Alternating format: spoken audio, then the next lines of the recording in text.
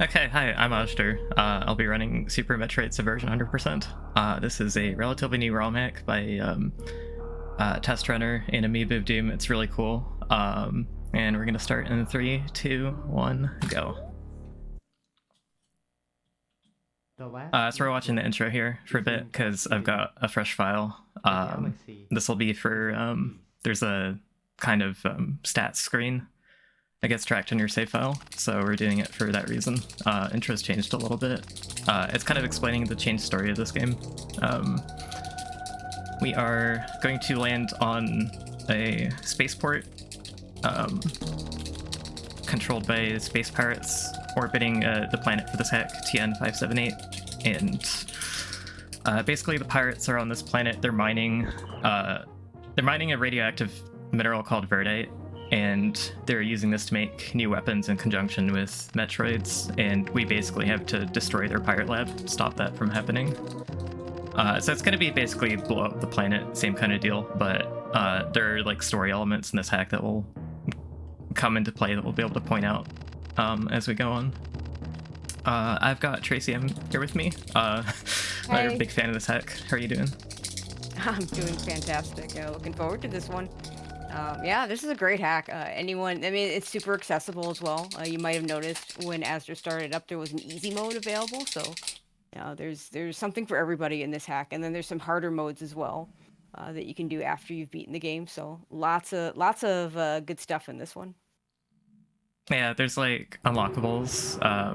Yeah, like she said, it has something for everyone. Yeah, there's more challenging ways to play it. There's a lot of complicated routes you can do as well. There's just so much to do and explore. There's a whole bonus area with the super boss that we'll have to do for 100%, so that's gonna get pretty crazy.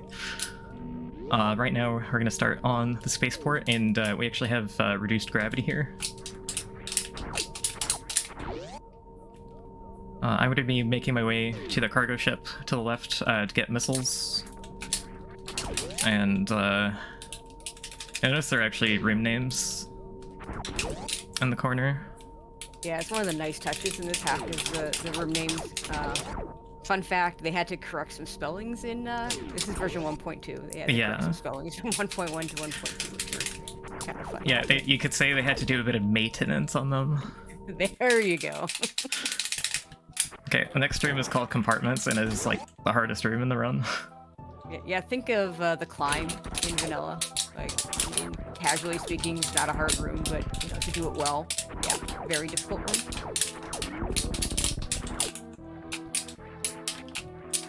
And first thing we're gonna get is not Morph Ball. Spoilers. I already spoiled it.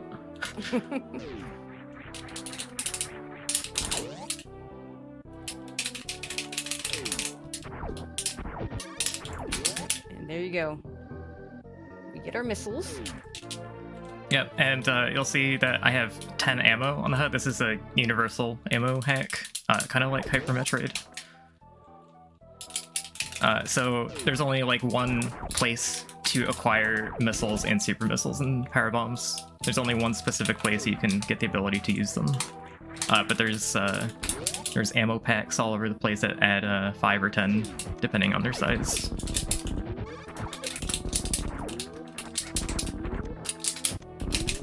And it does make it easy to keep track of it because we have the number, much like you see in randomizers, we have the number of total ammo that we have. It's not much I can do about the controller noises. They're just like a part of my they're a part of my brand. Yeah, some of us enjoy it, so.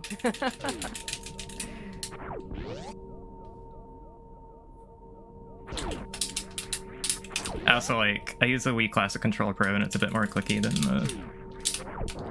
the traditional SNES controller. I had it. Okay, wow, that's safe. You saved it a little bit. Yeah. That jump is scary sometimes. You also notice we have 3 missile doors. That's our first small ammo pack. So on the spaceport, we just came from the cargo ship. Now we're going to the other site, which has the GFS Daphne. It's a stolen it's a stolen Galactic Federation ship. It's commandeered by the space pirates because it has antimatter warheads on it that they want to use for weaponry and stuff, and that's going to be important a lot later too. There's also a there's an Aurora unit on board. For those of you that have played Metroid Prime 3, the Aurora unit is like the Galactic Federation supercomputer on board, and here it's represented by Mother Brain. So what we're supposed to do here is I'm actually going to save here in case anything goes wrong, but yeah, what we're supposed to do is go do a Mother Brain 1 fight, essentially. But we're going to glitch this gate and skip that instead. You'll notice the gate is on the right, and normally in Super Metroid you can't glitch gates that are on the right, but they accidentally made them out of a different type of collision than vanilla. You also normally can't do it with just your beam either, so. Yeah. But yeah, a couple things you might have noticed. There was a little flashing word called log. This hack has logs for pretty much everything you do. That can kind of help you along the way, which is pretty neat on the first playthrough. We're not going to be looking at the logs. Yeah. We are going to get Series Ridley to fly away though. Ridley's actually invulnerable here, and that is foreshadowing for encountering it later. And instead of having to escape, he actually just throws you out of the airlock.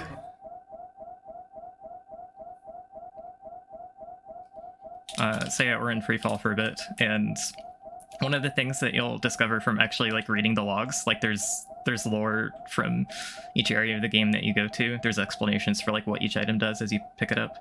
But the lore of this planet is that it has extremely heavy gravity, and we have like no good way to deal with it right now.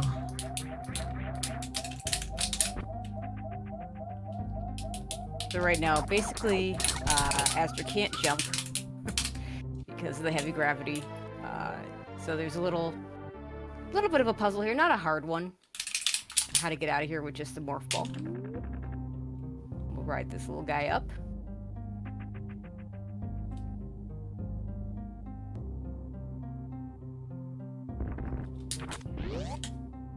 And fortunately, we don't have to deal with this heavy gravity for too long, or I'm not sure this hack would be very playable. Yeah, that's don't be deterred by it. It doesn't last for long. I'm gonna try this mock ball again because it saves too much time. And of course, like every Super Metroid hack out there, we have the obligatory underwater section without gravity suit. Of course, normally we have normal jumping. But this first part, we'll fix that in just a second.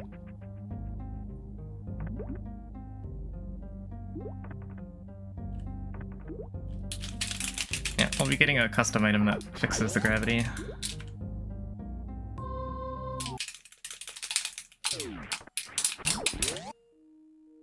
You just get redesigned, but somehow worse. Shoutouts to redesign. Yeah, so hey, gravity boots. Yeah, so this basically just restores your gravity to what it would be in vanilla Super Metroid. And it's one of those items that it's just like, it's kind of like wall jump boots in Super Metroid redesign, where like you pick it up and it like restores your kind of normal functionality, and you just forget that it's an item. But it is actually very important that this exists as an item, because you can turn it off for a certain puzzle that is centered around that mechanic. And also, there are glitches that are... oh, I went the wrong way. Crap. It's actually a fairly broken item in a lot of ways. And we'll see some of those. You won't see all those because azder doesn't use Moonfall. Oh, come on. Moonwalk. Which means some of the glitches that you might see on other people's runs won't be used here. Yeah, it's actually come to be a fairly minimal difference now, though, with the latest Super Sync glitches. Kind of evens the playing field.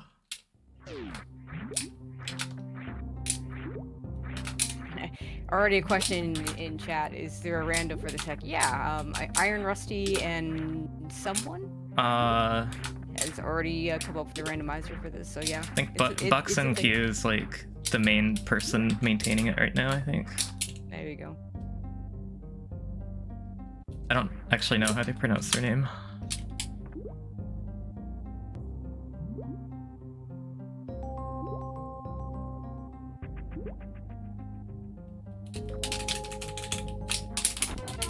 I need to make sure I have at least 9 ammo going into the next section, because I have to open a door and I have to kill these Zepatite looking things.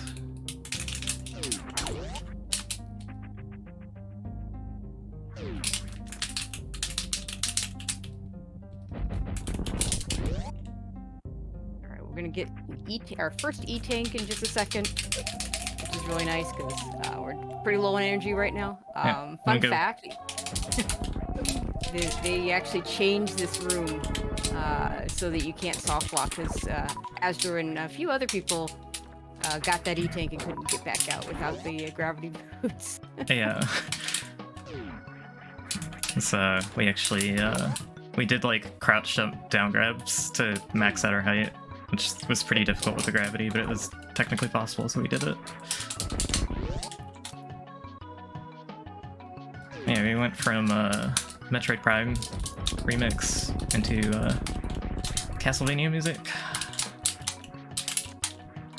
Yeah, the music in this hack is really good, from a bunch of different remixes from a bunch of different games. Some of which are games I've never played before, but still some really good stuff. It's kind of a jump scare side hopper room.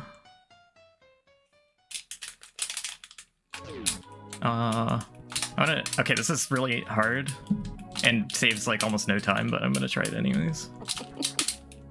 One more time. There we go.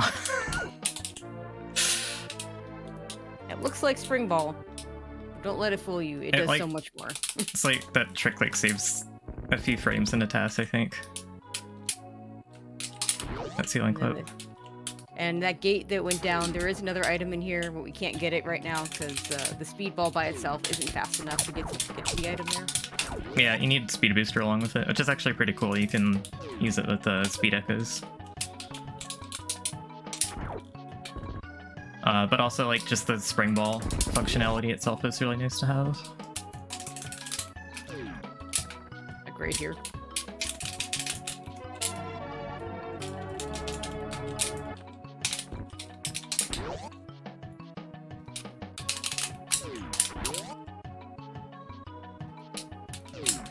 So we're also off to get bombs pretty soon. We're leaving this area.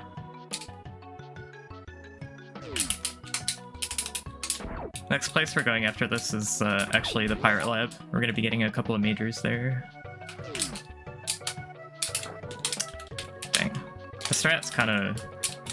It's not that hard, but I have a good backup for falling in at least. This room is super annoying. These mellows just like to get in your way.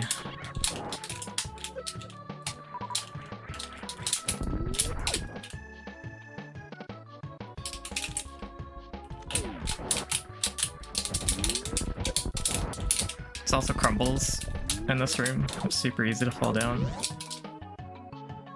And then there's water at the bottom, so you kind of have to go back around. Yeah, that's pretty terrible. I think you'd stay in the room, but you know, it's still pretty bad.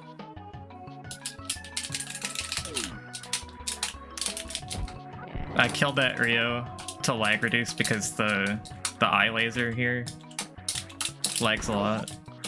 Yeah, there's a lot of lag in this game. Alright, Bomb Chorizo fight. So it's gonna start out looking like your normal, typical Bomb Chorizo fight. Except that since we have 30 ammo, we'll get crescent attacks, which you don't see in a normal any percent run, because in any percent you only have 5 missiles here. You need to have 5 or more for those crescent attacks to happen. I got lucky and didn't get one. That's a lot of ammo. Okay, having this much ammo this early is good because fight's not over. But wait, there's more.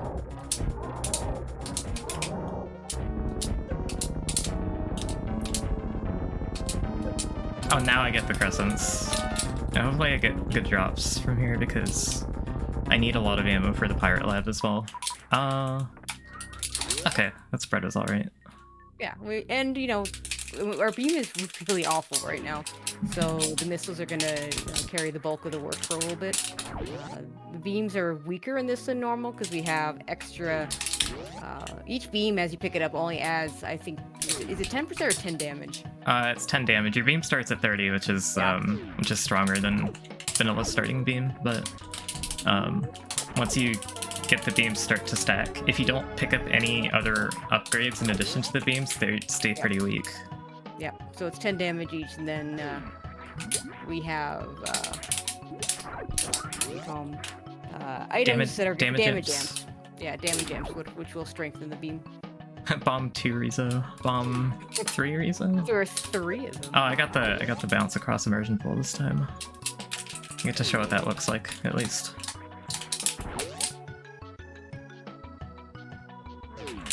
So I preferably want to do this room fast so that I can get out of the water before the tide here. Okay, that worked out. And that's the first time you need to use. I mean, I think it's doable without the speedball, but it's much easier with. So it's kind of the first gating spot of, hey, you need this other item. Yeah, you need to do a ceiling bomb jump or do a really stupid mock ball to get across with that speedball. I'm not gonna explain a lot of the traditional SM tech like mock ball. I don't know. Go ask your friends on the playground; they probably know. I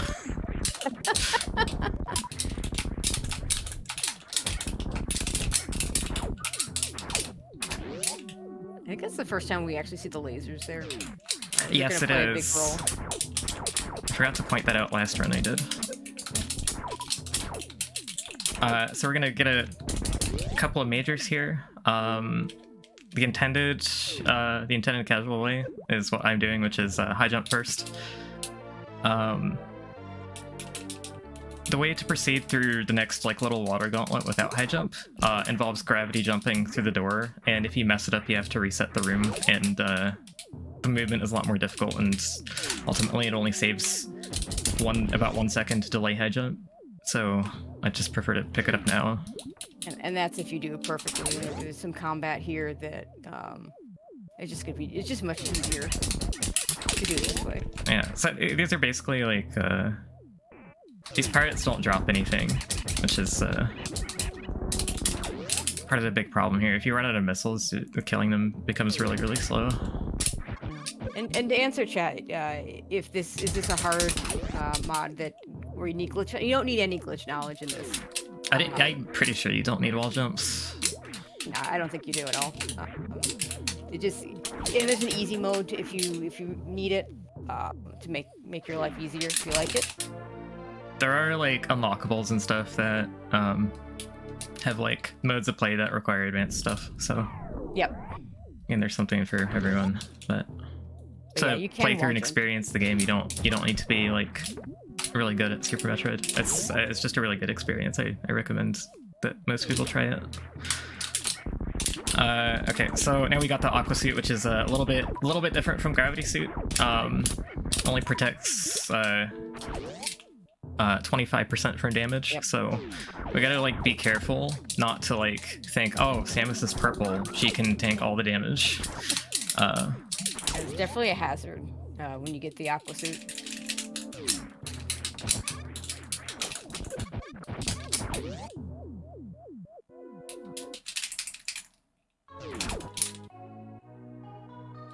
Alright, so we're gonna take this Aqua Suit. Back to the ocean. Back to the ocean. See if I can get the hole in one here. Yes, okay. Nice. I have to time that pretty well to fit through that.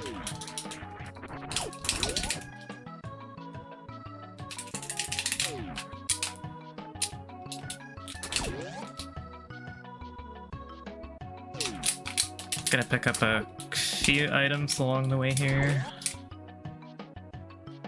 And these fire plays, because they Like in vanilla, they're nearly a guaranteed powerbomb drop, but because this has like a universal ammo system, they'll always drop like the equivalent of the powerbomb drop, which is the 10 missile drop, even if you don't have powerbombs, which is really nice for farming.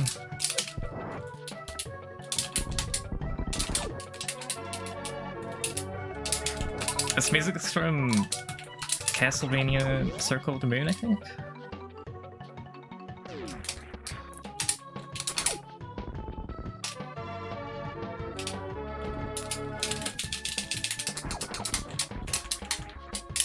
Also, an interesting point about the energy tanks is there's a couple extra energy tanks. The last 4 you get are only going to give 50 extra health instead of the full 100. And it doesn't matter. It's not like a specific energy tank that does that. It's just the last ones you pick up give less health.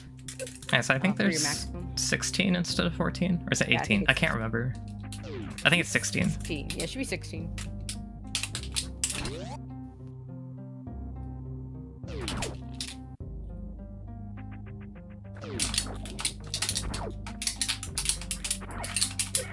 A neat thing about this room Sunken Nest is that there's only like 1 key hunter in there after you kill the first 4 to start. So I'm actually going to do the one of the glitches that Gravity Boots lets you do here. It's called a super sync. This is going to be harder than it looks. I have to do a frame perfect unmorph as part of it, which I think I got. It's actually a pixel perfect unmorph, so you have to like set up the height properly as well too. So I'm gonna yes, okay, that was amazing.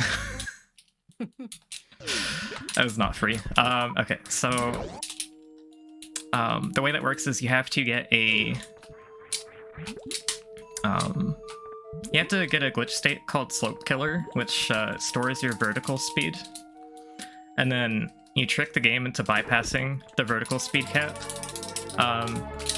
by unequipping Gravity Boots and doing a turnaround. And that makes the game think that each turnaround, like it, it's hard to explain. There's a different fall speed cap for whether you have Gravity Boots on or off. So you just trick the game into bypassing it. Also notice how dark it is in there. Now there is an item that's going to help us with that, but we're doing this in a slightly different order. And I'm about to do another super sync. This one's actually free. There are certain things you can do to make super sync setups free. Basically, you can get a slope killer state for free if you get force crouched inside a 2-tile space like a doorway allows you to do. So some of these super syncs are going to be free, and some of them are going to be like pixel perfect crap that we have to do. This avoids a really annoying room full of rising and lowering lava and pirates, and yeah, so we get to skip that. Yeah, there's the reason this save is here is because that room is incredibly dangerous.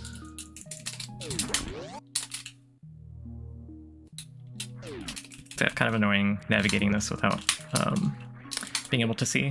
We do get a custom item for that we're actually sequence breaking past that a little bit just for route efficiency. But we're gonna actually go back and get that item right now. I just want to already have supers because to get this custom item, you're supposed to do a crate fight, and crate is just much better to have supers. I think any percent doesn't even pick it up anymore. Correct. Any percent's gotten pretty well glitched. Yeah, any percent skips a lot now, which means that this run is a lot different to it.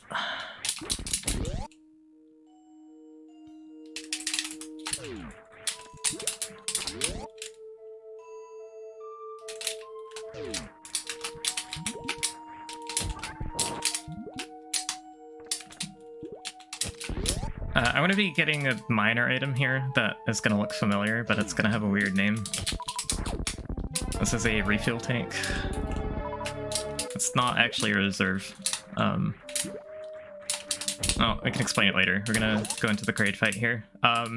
So devs were cheeky and they gave Kraid 1001 health here, which makes the missile quick kill basically impossible. If you try really hard, you can do it on 10 missiles, but making it take 11 is... I was never able to pull it off, so it's a good thing we have supers for it. What are you doing, Kraid? Okay, there we go. Also, this room is a... Yeah, the door's on the top. So this room is like a weird shape where you have to climb a ledge, and it's absolutely not trivial to get to the door on the top. I got lucky, I think. It just worked out. So on your way out of here, there's a sediment floor small ammo tank that's supposed to come before. More importantly, we're getting the dark visor right now.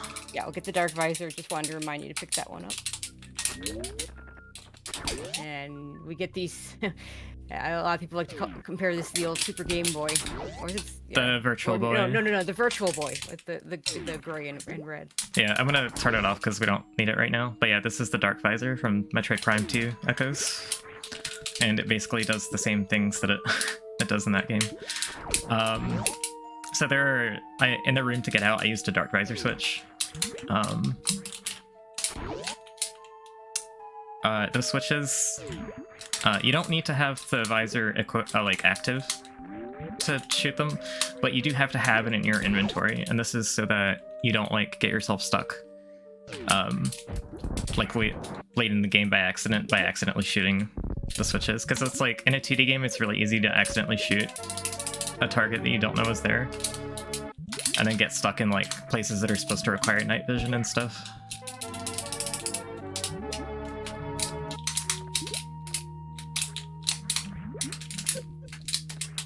An 8% because of some of the newer applications of SuperSync. I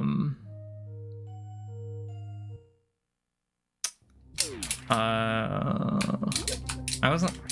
Wait. Okay, we're gonna go back. Where's it? I'm gonna have to get it some other time. Okay. I'm not sure why this route worked out the way it did. I was supposed to get it after... I'm not sure why that route worked out like that. Well, we'll figure it out later.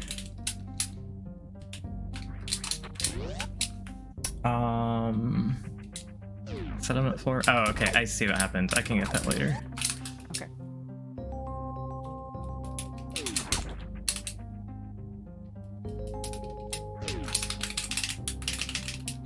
I'm just gonna be 5 short for the next hour and a half. Don't worry about it.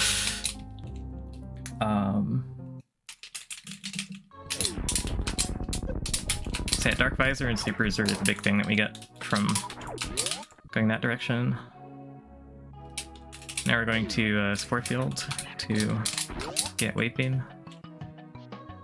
And guess who we get to face in Spore Field? Not sure. I'm not sure what boss would go along with that theme. We're going to skip a lot of the navigation around here by doing another right side gate glitch.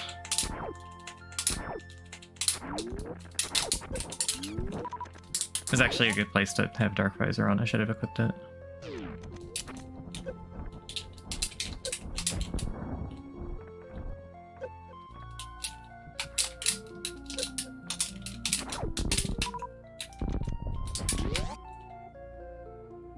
So this is a pretty fun Spore Spawn fight. I think most people disagree with me. I definitely disagree with you. It's certainly unique. So you've got a Spore Spawn fight in the dark, which I mean we've got Dark Visor, but there's some categories and routes where you actually will not have it. And we've got Mega Man blocks in the room that are on a certain cycle.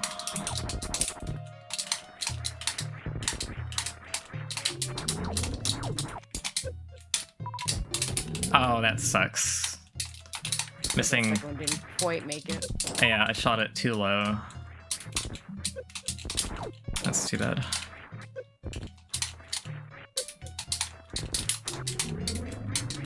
There we go. I got a missile and super in round 2, so we'll at least get a 3 round.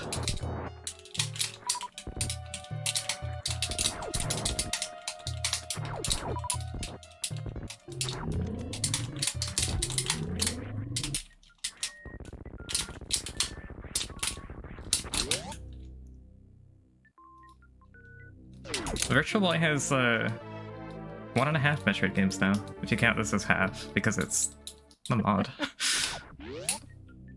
Okay, now we have wave beam, so now we can go through those gates without glitching them, but Yeah, the intended way. there's one gate in particular that or there's a couple gates that you can't really glitch that way because they're in a morphball tunnel. You don't have the space to stand up.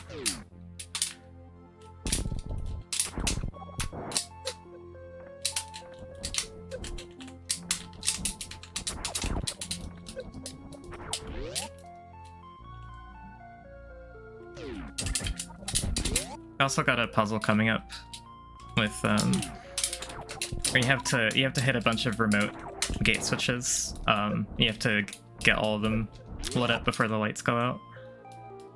And I'm actually gonna do this in a way where I can't see most of them, so I have to. Okay, good. And we're gonna get our first example of the damage amp. And when you're playing this, the difference in damage is immediately noticeable. Yeah, you go from two-shotting these cack attacks to one-shotting them. Which I think is like probably why they're like selected to be in this hallway and stuff.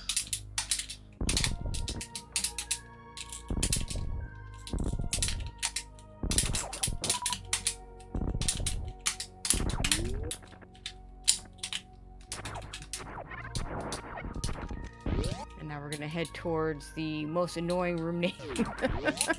We've got the cellar here, which yes, these are invisible crabs unless you have dark visor. And just to make it worse, it is a kill everything room. Yeah, that room's real fun in any percent nowadays. You gotta have a setup. You gotta know exactly what you're doing, since you skip dark visor in that. But yeah, Epiphragmatic Crag is the room name here, and the room itself is as confusing as the name is. Yeah, it's got a bunch of shortcuts that I mean, I don't think we go through this room very much, but in everybody's casual playthrough that I've seen, we end up going through this room a lot more than you would like with the path to get through. Yeah, there's powerbomb shortcuts, there's spacer block shortcuts. Yep. It's a lot of weird stuff.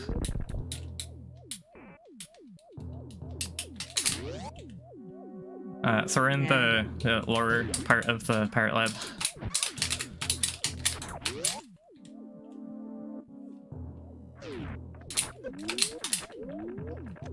We have another switch puzzle here. It's pretty annoying. I can't believe I hit all of those without making a mistake. Yeah, and that ammo tank that's sitting there, you can't get that for a while. So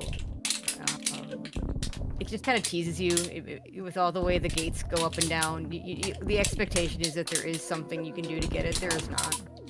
We'll just have to come back for it later. We get Spazer as the big reward for doing this, and we get to shoot out Spazer blocks now. Shoutouts to Dash Randomizer.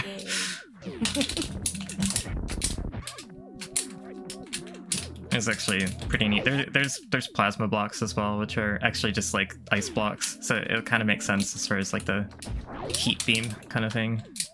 Yep.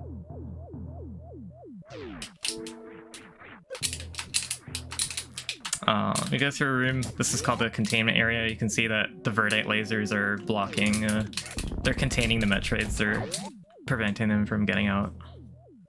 Which is also kind of foreshadowing for later. The big thing about the Pirate Lab is that, so our business is like not done on the spaceport. We were kind of kicked off there prematurely, and there's a giant space elevator. You find this out by reading the log. There's a giant space elevator that connects the spaceport to the Pirate Lab.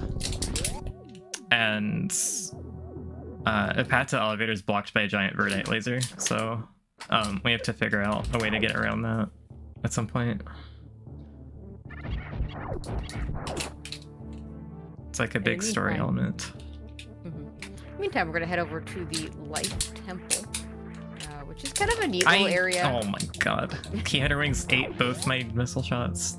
Test Runner Lauren had a group enemies.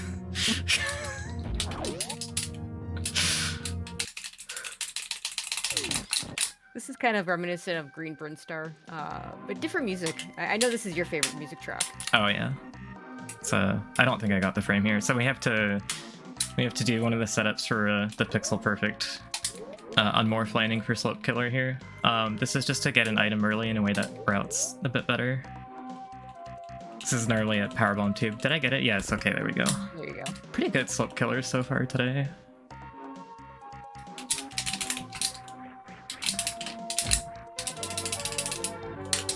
Got a green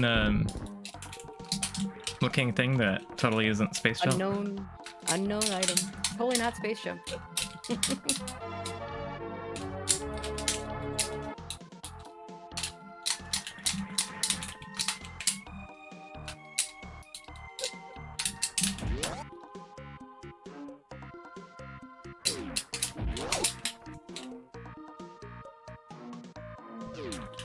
It's also, you know, casually playing through this is also pretty easy to get here with low E-tanks, and these things hurt a lot. So it's nice that it has some nice refill stations and other such things.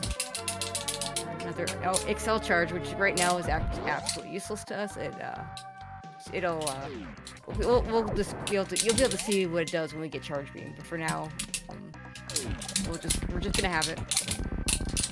Opera Nest is a kill everything room.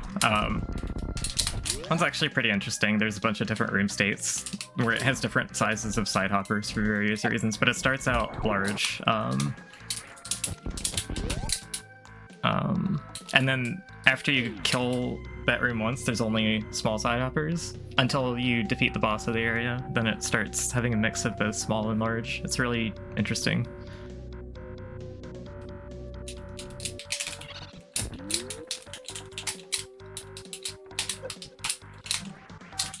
We're coming on to my favorite part of the game, or my favorite change in terms of between what you do in a vanilla Super Metroid game and what this one does. I'm not sure if that switch hit. There, okay, it did hit. So we're gonna wait for a Decora friend. This room stinks.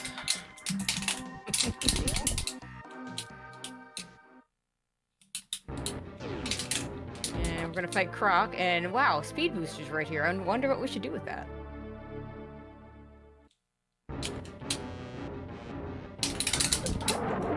Bye, Croc. The game does give you a few hints. If you check the log, it'll say something about speed booster, and if you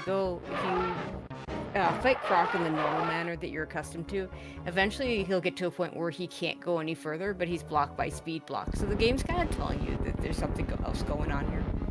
Yeah, and if you don't like quite figure it out, like some people end up getting it by accident because they like try to shine spark the speed blocks that are behind them.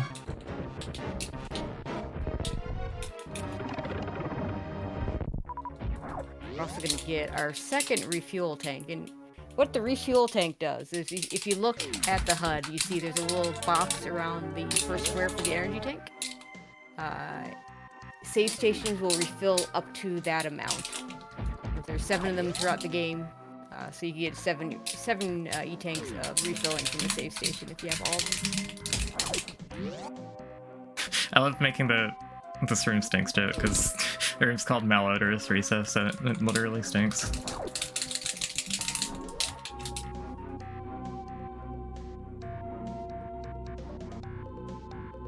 There was one route I was doing before where you full clear Life Temple without power bombs by doing like there's another super sync you can do to get another ammo pack that's supposed to be in a power bomb tube, but it's like really high risk to soft lock, and there's a viable route that funnels through here a second time later, so we're not gonna do that.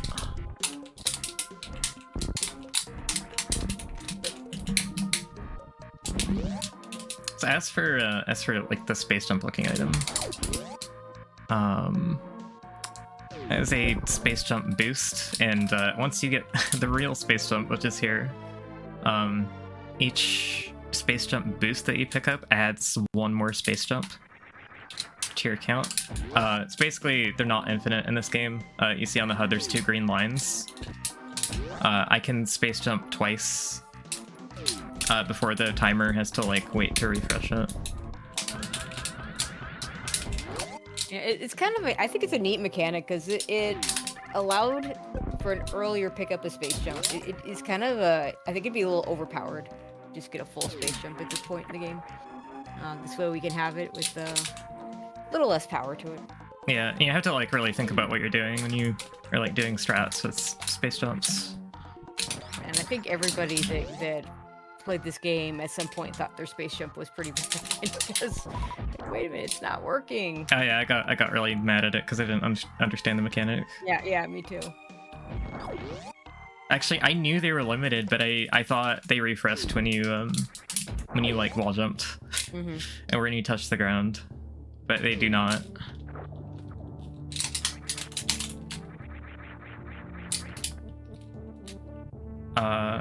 Start. Doc should say I have 90 ammo after this, I think. Oh, actually I have 85. Yeah, it says 90. Yeah, 80. Okay. Yeah. Next one will get you to 85.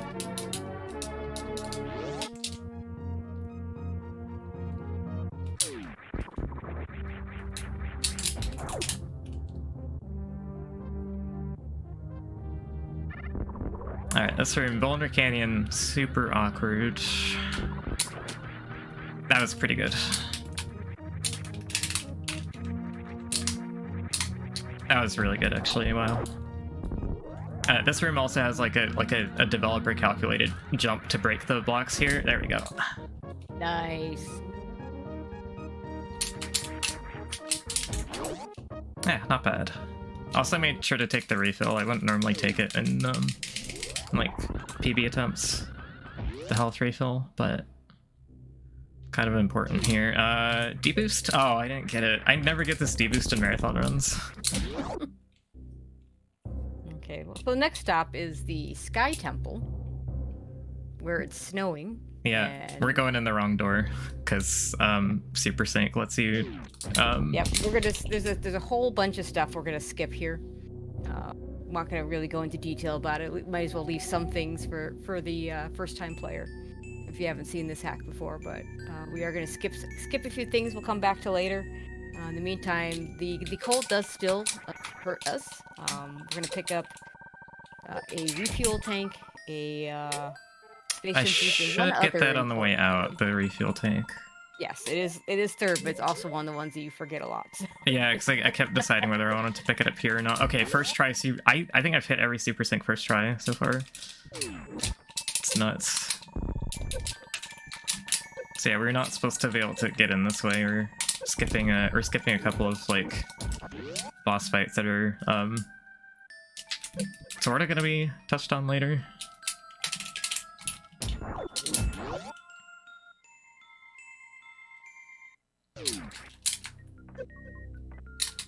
Nice.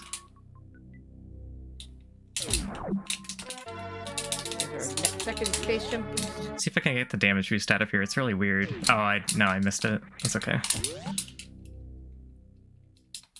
And area suit. Yay. Yeah, so subversion of expectations. There are a few in this hack. Various suit is second, so the pallet goes over top of gravity suit, which is pretty uncommon for Super Metroid hacks. Let's remember the refuel tank. And it adds another 25% damage reduction, so we're at 50% total.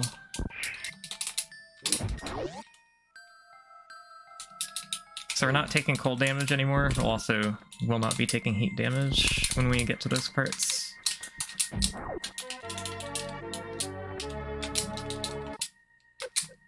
And I'm going to turn off gravity boots for the aforementioned puzzle coming up, where you're supposed to have them off.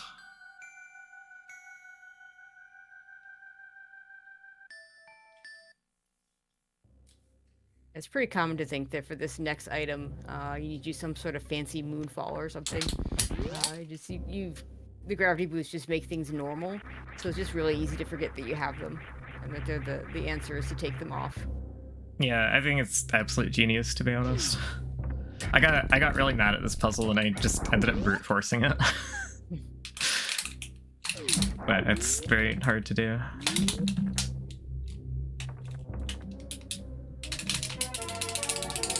So your goal is to fall fast enough through those shutters. It's also a really sick temporary blue suit fall through here. Oh, I overshot it. That's really hard. But if you fall down like the center column, that's entirely made of speed blocks, so you can just fall all the way down.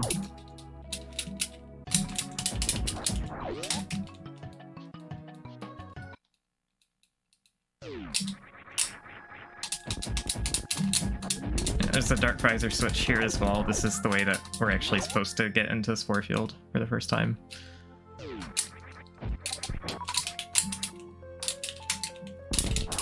But now that we have Varia, we can take another path here to the Hive. That room he just went through is absolutely horrible, by the way. Yeah, if you ever lose your speed in that room, you're in for a bad time.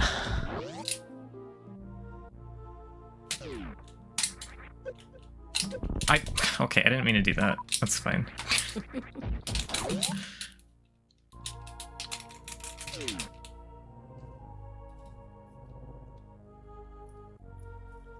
And you get to the point when you leave Life Temple, you kind of have your choice between the cold damage and the heat damage. The cold damage is much slower than the heat damage. Right, yeah, there's the correct answer to that. Yeah. I know I tried this particular path that he's going through right now. That did not work very well.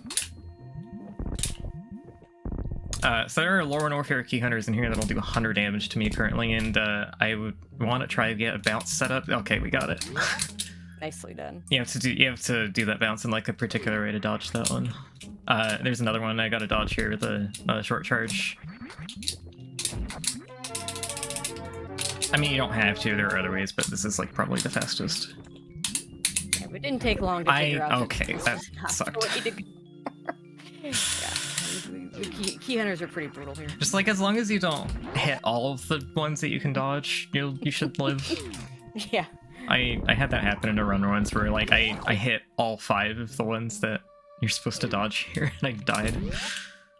A strat for this room is called X Games Gold. Shoutouts to Shankcast. Nice.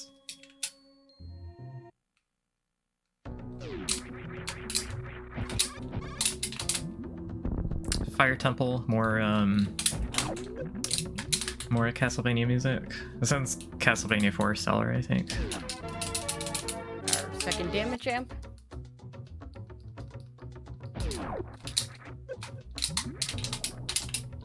Fire Temple is a pretty small area. It's like mostly a pass-through, but it is where we get Ice Beam, and Ice Beam is the next progression. Yeah, and playing casually, you can choose. I know you went back and forth several times whether to get Ice Beam first or Power Bombs first. It's kind of an either-or thing. I didn't get blue. What? Oh, that sucks. I had a good amount of health, so it's not like the end of the world, but that has killed runs for me before. Not getting blue suit through those key hunters. Yeah, and that room's kind of interesting. You actually have to destroy the dustery though for the door to open. And it's even marked with the boss on the map now. I think that was a change in this version. Alright, the strat is sick. I screwed it up. I'm trying it again. Go I'm for sorry. it. I think I did this last marathon too, where I just like retried the strat because it was so sick. There we go. If you do that right, like if you get the bounce right through there, your iframe should get you through the rippers. I was slow, so they didn't, but they should get you through that. And we're about to see exactly why we need Ice Beam.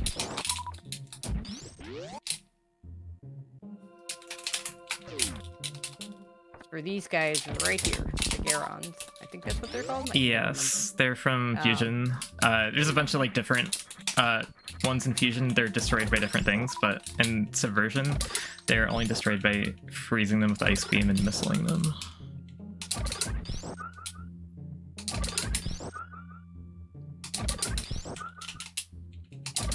gonna farm health up here because there's an item I'm gonna be going for soon that's in lava that will damage me a lot, and it is just a route so much better to get it as soon as I can.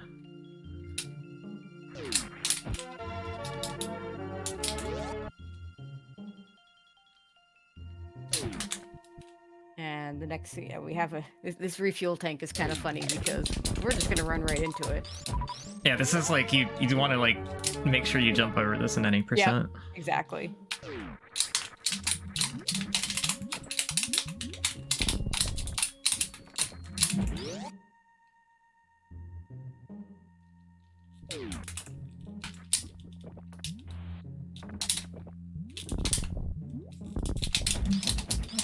Yeah, so the next area we're going to is called the Verdite Mine.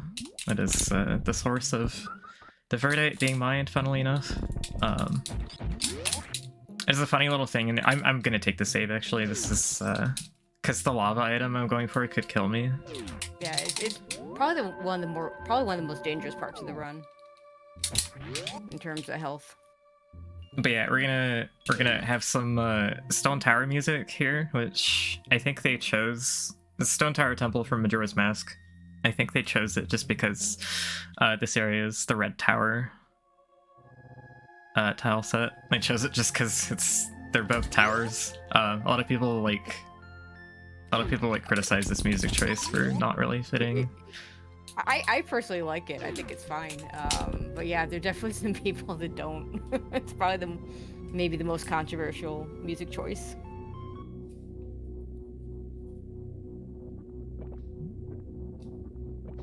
I just like the music, so I don't mind it. Alright, so lava pool, this item here. Lava does a lot of damage. Some of these red fish, they do an insane amount, but like the fastest way to get out is to fall into that one. Okay, we're doing okay. Next item's an E-tank anyway, so... Yeah, it's a big part of this. Oh, okay. So actually, like, I'll try and set this up again. Do I have time? No, okay. You can actually, like, if you freeze that side hopper at just the right position, you can actually ceiling clip with it and skip the shack tool weight, which is like a little RNG dependent. And it's also really hard. I got it like once or twice ever and I freaked out. It was amazing. Little another switch puzzle here.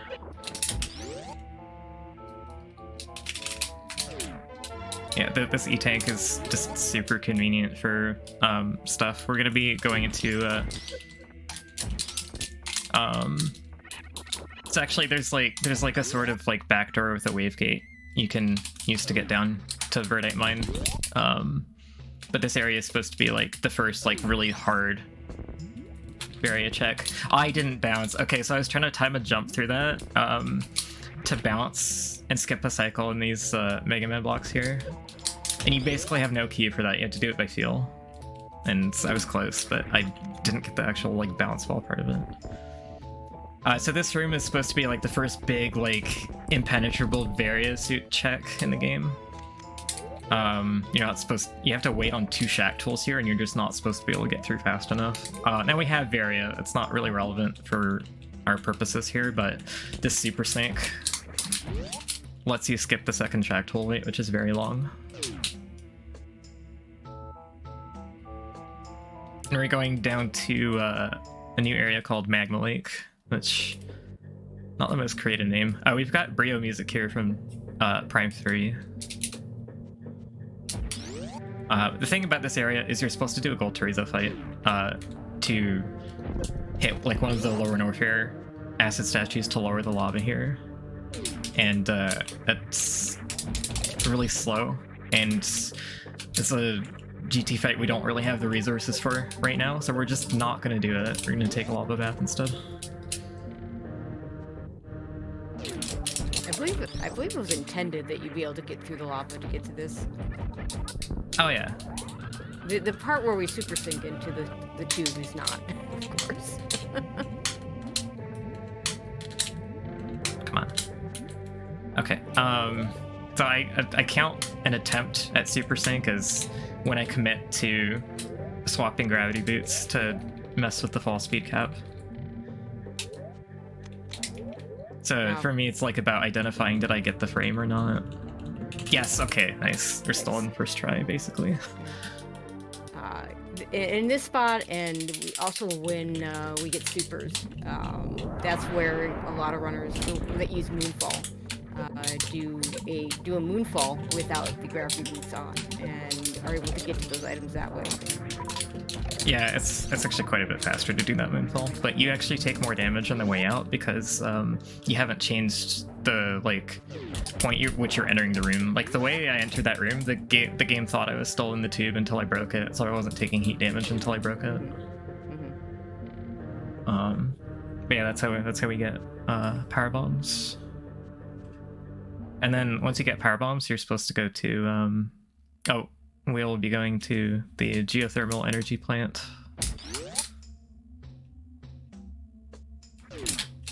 Just gonna be more Majora's Mask dungeon music, actually.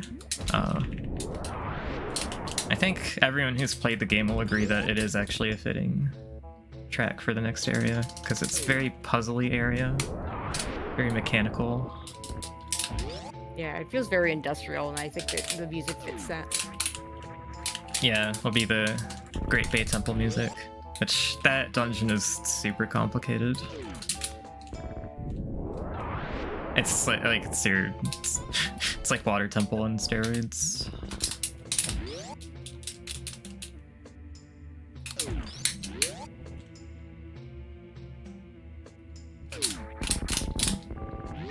Nice. Let's see if I can sort of one-shot the ceiling stuff and the Garen at the same time here. Oh my god, that's so hard. That is so hard. I can't believe I got it. Very, very nice series. Oh my god.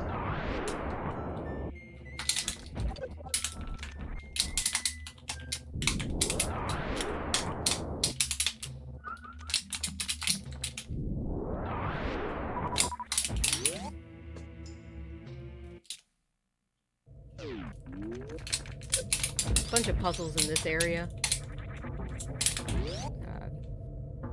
Yeah, there's a dark visor switch in this room. Yep. And shout outs to everyone that tried to shoot those little square thingies in the path of the laser to stop it. Because that's what I tried. I like that laser deboost to do at the end. That's a neat one.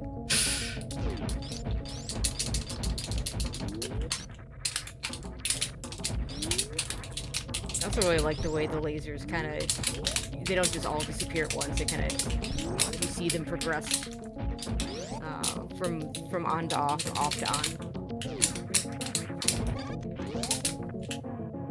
And all this to get grapple beam. So why do we need grapple beam when we have space jump? Let's see. How could we possibly need that? I make sure to shoot the work robot while I'm waiting for this too, because it gets it out of the way faster. But yeah, there's these custom grapple switches that are like pulleys that activate gates and stuff.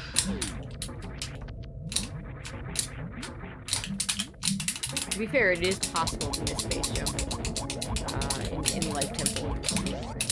It's not required for anything. Like the jumps are all spaced so that you can get through if you try hard enough.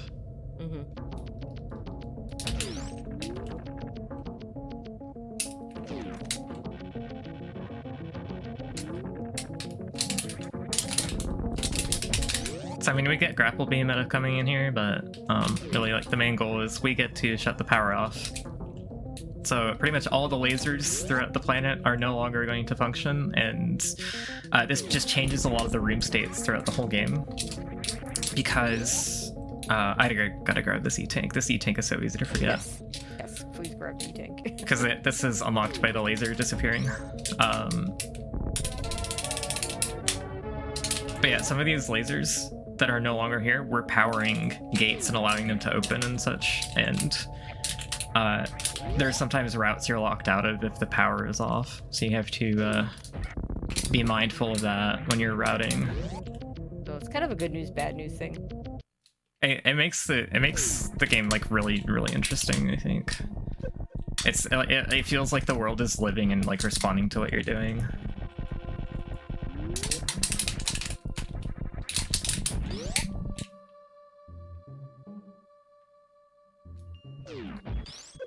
What? I can't believe I didn't get blue there. That key hunter just does not want to be dodged.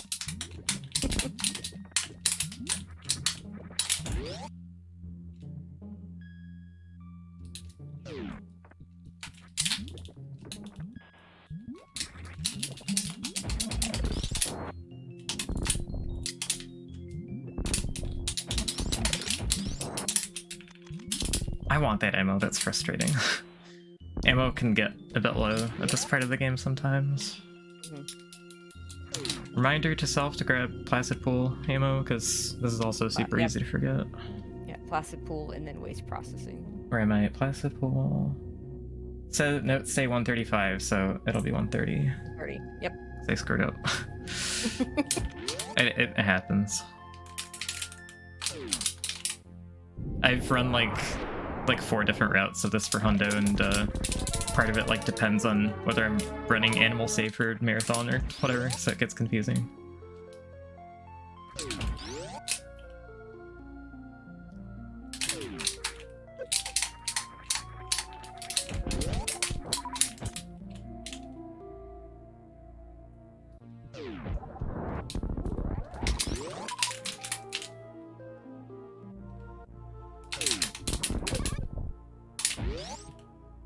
I'm gonna get an ammo tank in this garbage room, literal garbage room.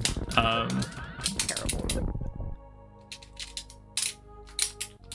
And then we're going to end up going through Cellar again, but since I have Speed Booster and Space Jump, we can do this like crazy hard strat to...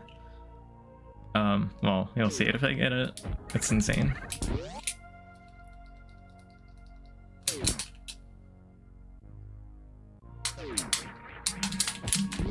Maybe? Oh my god.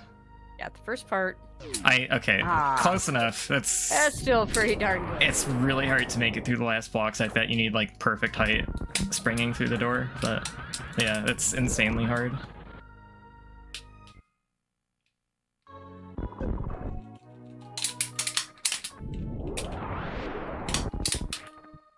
And secret powerbomb tube. Like you have to like kind of use your brain a bit to figure out that that's a powerbombable tube.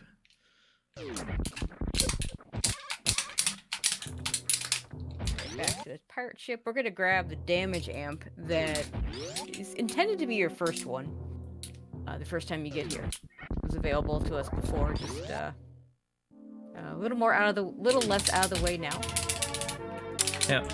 And this laser that's blocking the way, or the laser that was blocking the way here is up here, blocking the door to this elevator. So any percent ends up turning the power off by using a spike suit to get the Shine Spark animation to clip you through the laser. So it's got a pretty hard trick there, and then you have to do another really stupid trick here to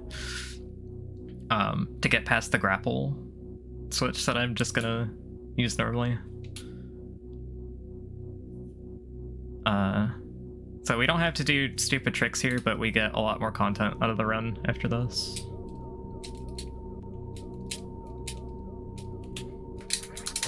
Yeah, you're expected to have grapple at this point in order to get through this.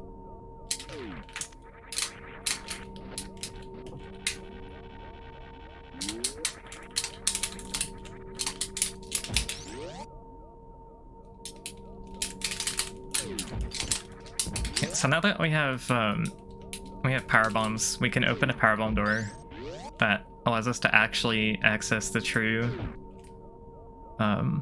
treasure of the cargo ship. Which is a pretty cool item. It's basically the thing the pirates have been working on with Verdite and Metroids, the super weapon. First we have to actually get rid of some Metroids, and they don't freeze right away. You have to actually like damage them down all the way to freeze them, and okay. It can get scary.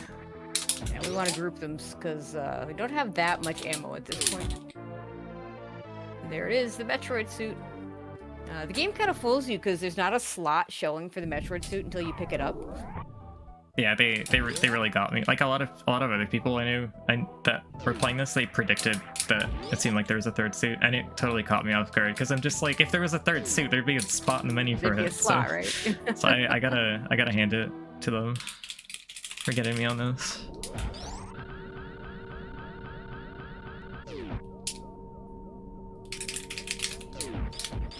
So Metroid suit protects from lava, but it also lets you pass right through verdite lasers, which is going to be important here in a second. And it also lets you fire the hyper beam while you're inside a laser.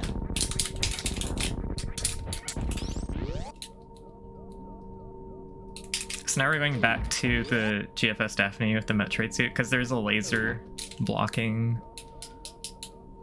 an important section of it that we can now get through. And there's a bunch of items up here that we can get, but the fun thing about the way this hack works is you can choose whether to get the items now, or they'll just land in various places after the ship crashes. And most of them are just faster to get later.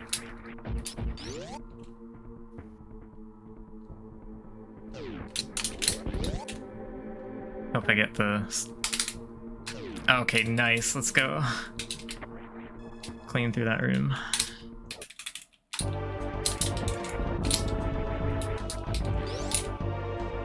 So we get to the bridge and we can crash the...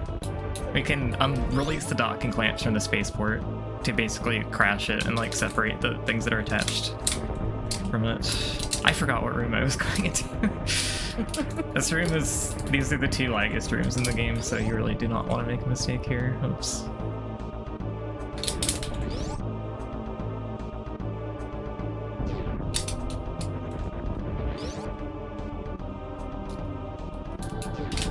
I really like that they got the Metroid 1 escape music here, basically. Yeah, I like this music a lot.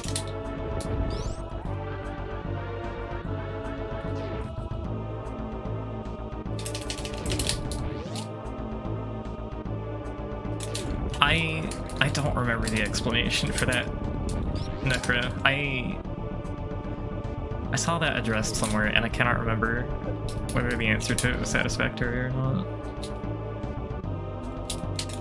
It's a good question, though.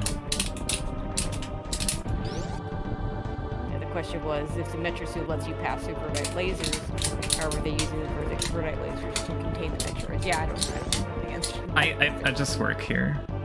Yep. And, you know, funny enough, this is actually essentially the series escape, because you're gonna end up with the series ship save. I know when I wanted to go back and pick up an item after I'd blown up the ship, and oops. Yep. Speaking of that, don't forget to ship a refill. Thank you. Yeah, that's something I often forget here. And thank you, CMM.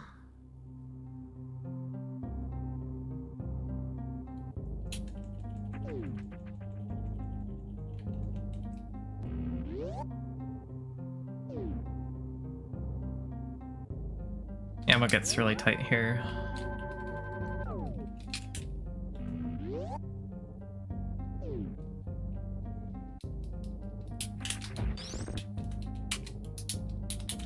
That was a spacer block that Azure just shot out. Yep.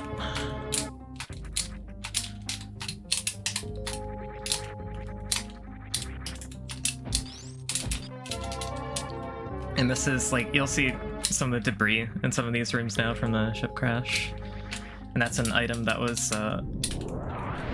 in the spaceport prior to it crashing. So now they just have like copies of them that are on the planet instead if you didn't pick up the original.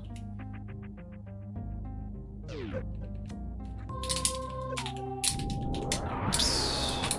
That was terrible.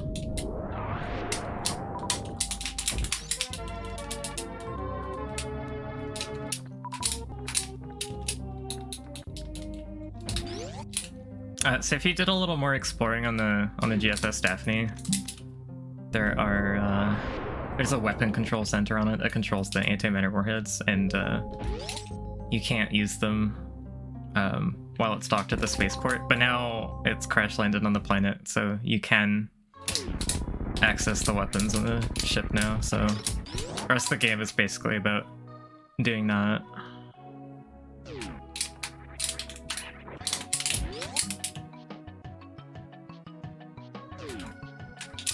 Right now we're gonna go get our charge beam, which is gonna involve another super sync to make it faster. Oh yeah. Charge beam is available theoretically after wave beam, although several people did do a gate glitch to get a little bit earlier. Yeah, it's later. supers and wave beamer. The thing's generally locking it. This skips like a run around in that loop to do a super sync here, and it also forces us to super sync out as well, because the door in this version of the room isn't real. So you actually get stuck if you try to leave out the door normally. So there's like a little peak tunnel, and our goal is to fall in that with the super sync out. And it's actually, like, if you don't get the interval for this just right, it's really easy to fall out of bounds here by accident, so we gotta be really careful. Okay, good.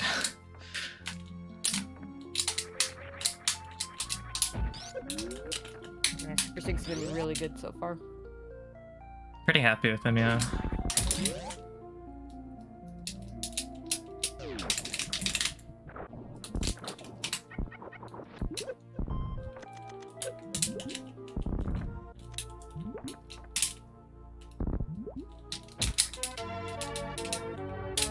This wave gate is kind of a secret-ish path to Verdite Mines, and it's one of the ways that people can end up here like earlier than intended. Like, I've seen some people in their first playthroughs end up down here without Varia, which doesn't really damage you unless you try to go down like the hallways. But I think some people get confused into trying hall runs here because of it.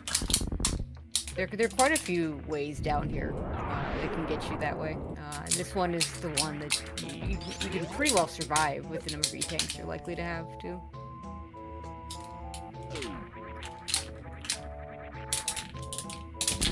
But yeah, we're going to be visiting Magma Lake again, because now that we have a way to survive lava, there's more to explore down there.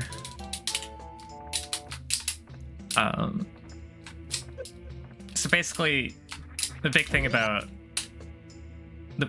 like what you're supposed to do in this hack is when you first go to the Sky Temple, you're supposed to encounter an invulnerable Ridley there, and you're kind of supposed to get clued into like, once you get access to the hyper beam via Metroid suit, you're supposed to like figure out that you have to use the hyper beam to kill Ridley. But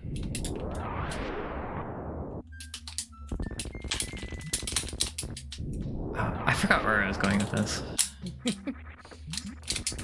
Oh, the problem with the reason we can't go back to the Sky Temple right now is the power is off. Yep. You can't get to Ridley with the power off. Yeah, so unless you have an item that we don't have yet. The cargo rail doesn't work, and even if it did, there's actually a switch puzzle that wouldn't work without the lasers on anyways. So basically we're supposed to have to go back and turn the power back on to get to Ridley, which is what we're doing now. Any percent manages to skip a lot of the game here as well, because you never actually turn the power off, so you don't have to go through the process of turning it back on. You get to just go fight Ridley and gets to the end game that way. Oh, there's items down here too that we're gonna pick up, so yeah. Self-reminder to actually do the gold Chorizo fight. That's actually easy to forget once it's not like something you have to do. Fortunately, we have much better equipment for it now. Yeah, I could have gotten done this farm room earlier, or the space jump boost earlier, but I like leaving it here as a farm before I actually do the GT fight.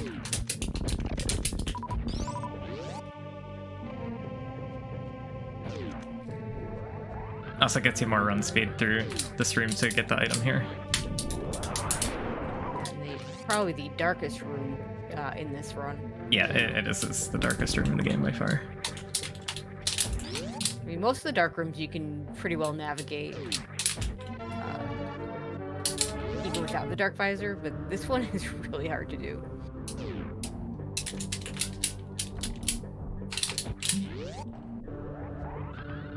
The nice thing about speedball is that if you're doing like a speedball with it, it continues to like increment the dash counter after you start the mock ball.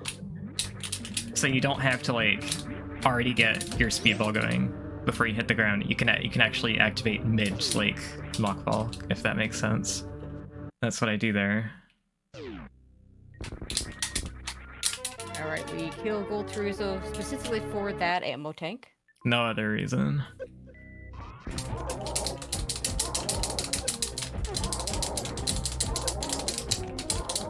The safe spot isn't safe from the crescent attack anymore, so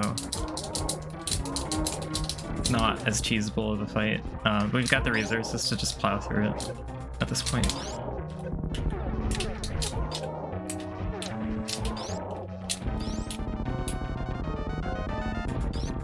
And the charge beam has like a tractor effect from Prime.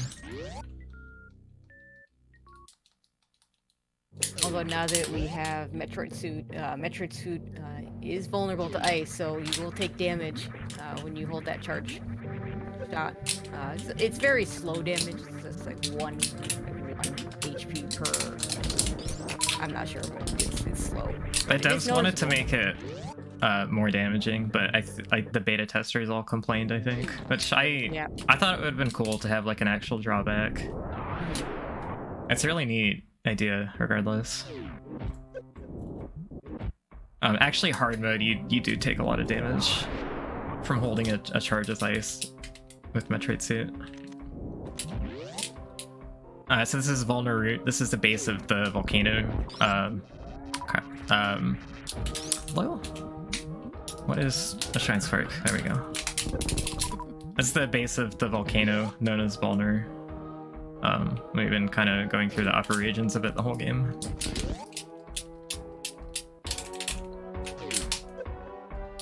These are supernovas. They do way more damage than regular novas. They take a lot more damage too.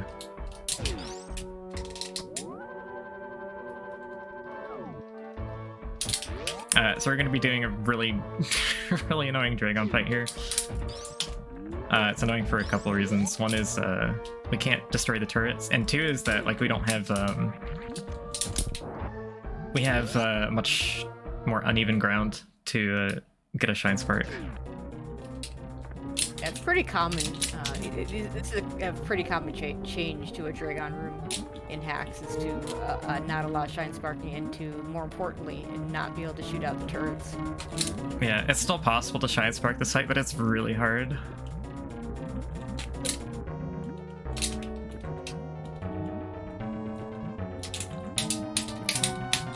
I think it's kind of neat the way we've kind of switched up. Normal Dragon's the water boss, and that's now Kraid. So Dragon's the lava boss. Or at least the sky boss. Like this is kind of going poorly.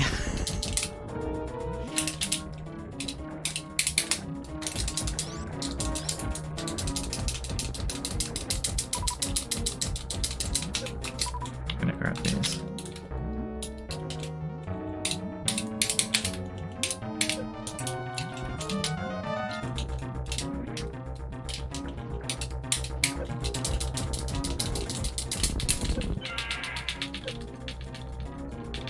I haven't had a Dragon fight go this badly in a while.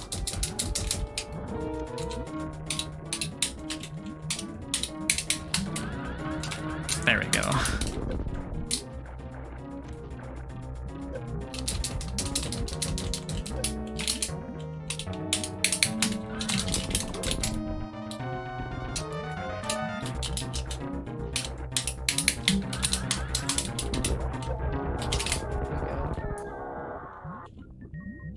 Sparks at the end are nice, actually.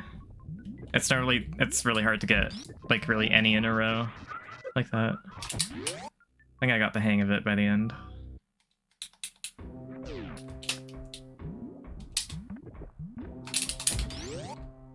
This room you have to do back and forth a very particular way to minimize damage from the supernovas. As we get Plasma Beam. Right, and the funny thing about Plasma Beam here is it's no stronger than Spazer, because just like Nice. Spazer and Plasma can't be, just like usual, they can't be equipped at the same time. And each beam upgrade only does the 10 extra damage, so there's no difference between having Plasma on and Spazer on. Yeah, it's about the functionality here.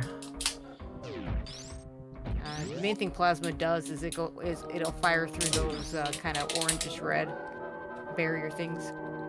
Yeah, it's intended to be required for to shoot a gate in the next area. But there's a trick shot you can do to get around it. That is actually it's actually a trick I didn't originally find it, but it was originally found for Super Metroid redesign.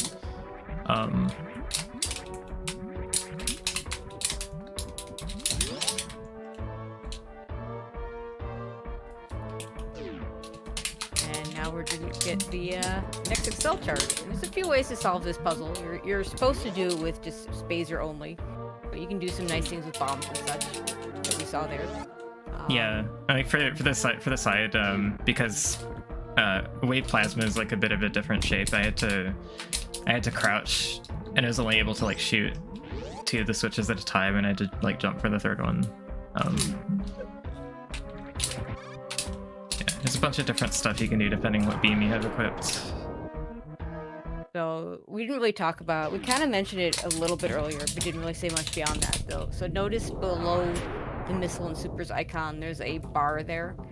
That shows you how fast your charge beam is charging, and it's really slow when you first get it and you have none of those charge amplifiers, and then after a while it becomes really fast. It gets ridiculous at the end of the game. I love it. So it starts at as 120 frame charge time, which is 2 seconds to charge one shot. And every Excel charge. Did you get the ammo tank and generator manifold there? I'm on my way to that. That's after. Okay. That's after power. Yes.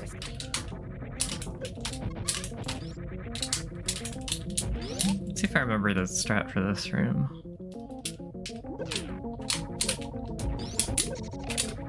There you see shooting out the ice blocks with the plasma beam.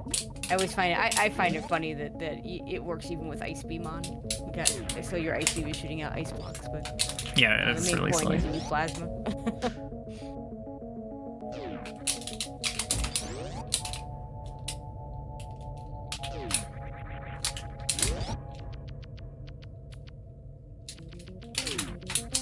And here we turn the power back on, but now the lasers don't matter because we can go right through them. Yeah, it just matter for like powering gates and stuff. You need it for. You actually need a laser on to get this item, because this gate does not open otherwise. Right. There's a super block there.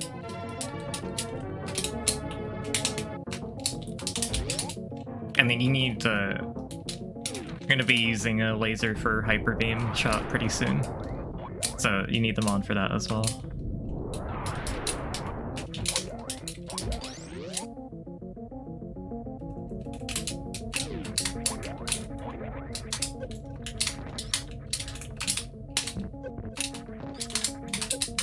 Nice save there. Crumble block is an annoying spot. It's very easy to hit by accident and just fall right through. I mean, it's not a huge deal, but it is a few seconds lost if you have to go back around.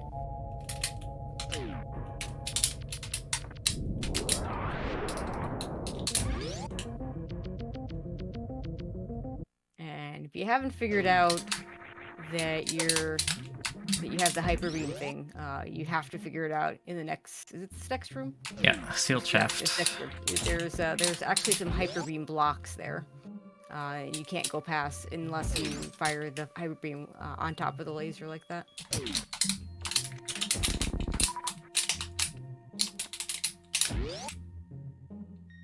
I love when people bomb out and reveal those blocks for the first time and get super confused. H-beam, what's that? Yeah.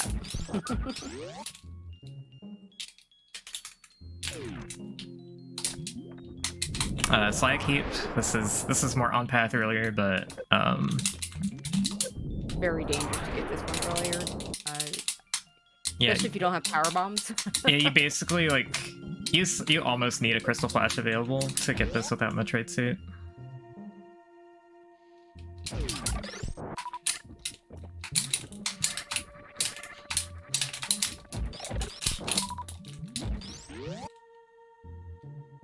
So we're mostly doing cleanup here. This is Fire Temple, Life Temple cleanup.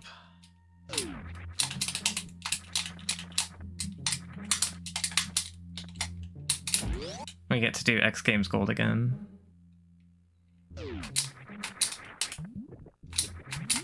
Which I like in case I missed the strat the first time. I get another chance to get it in the run. Yep.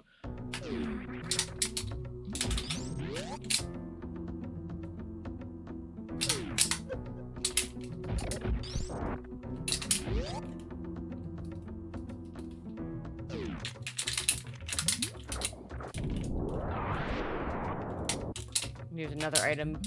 Actually, I think those may be powerbomb blocks. I'm trying to remember. It is definitely available. If you have powerbomb. I think it's, yeah, I can't remember actually. Yeah, I don't remember either. I don't think it's a powerbomb block that I destroy to get to the item. It's just to like cross the two sections of the room. Gymnasium. I like this room name because it's like you're like using a pull-up machine here, kind of. Mm-hmm. That jump over that blockade is really hard. I'm like super happy whenever I get it, and then I don't mention that it exists when I don't get it.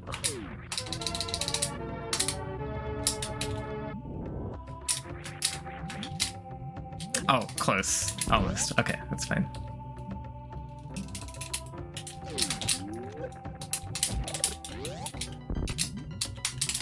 So we're about to get to where Fire Temple connects to Life Temple, and this is an elevator down to heated areas that you can find pretty early. You can find this before proc.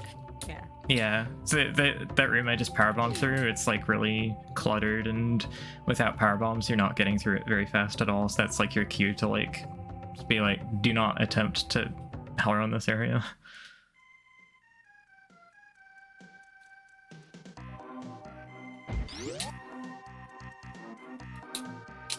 And back to good music again. Well, the solid music is good too, but that's my favorite.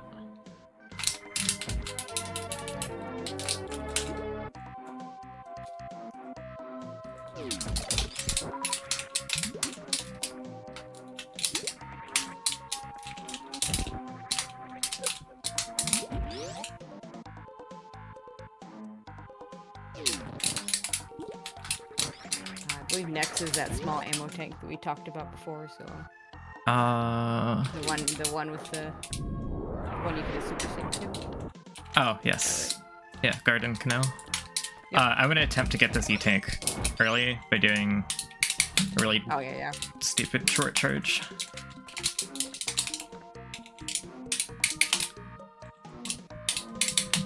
That was close.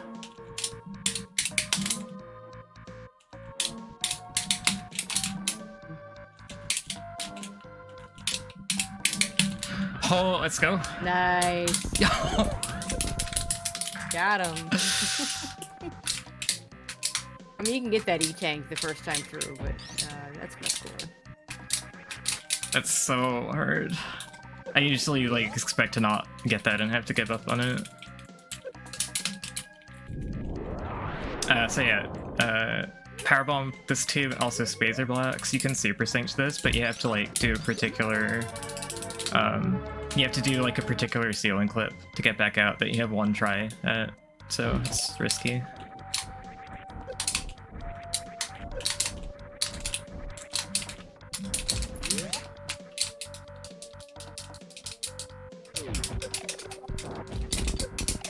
See, different side hopper setup here. I was very confused by this room for a long time.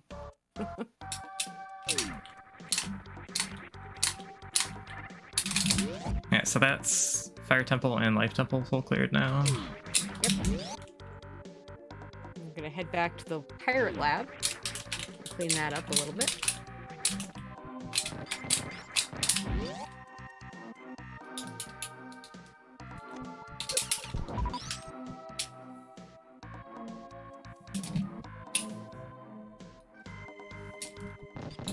What's the next item I'm doing? Restricted energy area? tank Containment area? Yeah. Okay. Yep. Too large ammo. Energy tank too large is in a small.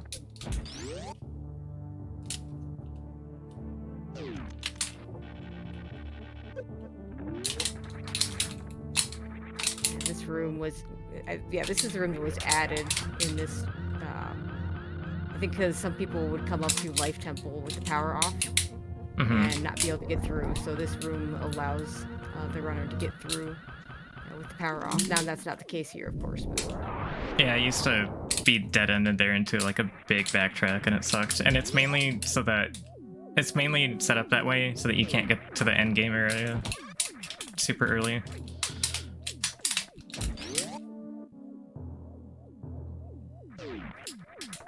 And here's this ammo tank again. The solution is just to have Metroid suit to pass through the laser. Yeah. You could turn the power off, but the thing is, if you turn the power off, the gate here that's controlled by the laser is shut. Yep. So there's no way to do the room.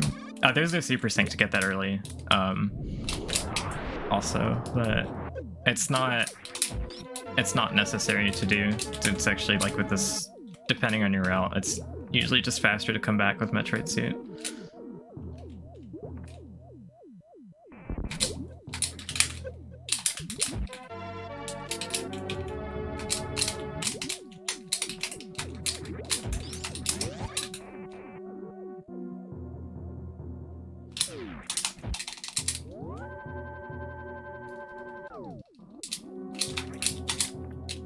We do have a donation bid war for saving the animals. That it's a bit more involved in this hack. No, it's more involved, but also gives you it's more interesting to actually save the animals in this than in most hacks. Yeah, it's just I have to just the pixel. I have to set something up in particular to be able to do it before the end of the game though. So basically have until Ridley to decide, and then I have to change the route based on whether it's being done or not.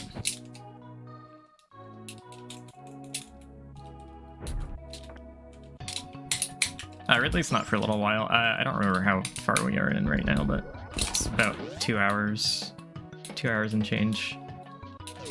I mean, we're gonna do a bunch of cleanup. We're gonna head over to the bonus area. I am going the wrong way, but it's actually fine. We can recover. Okay, so Warrior Shrine is where you should be heading next. Yeah, I'm just gonna do Cistern now because I accidentally. Sure. This is the space jump boost that's actually available from the beginning. Yeah, there's some runners that will get it for any percent. Yep. And some people will find it before finding actual space jump. Yeah, so like the one that's available. So you can actually see like unknown item in your menu.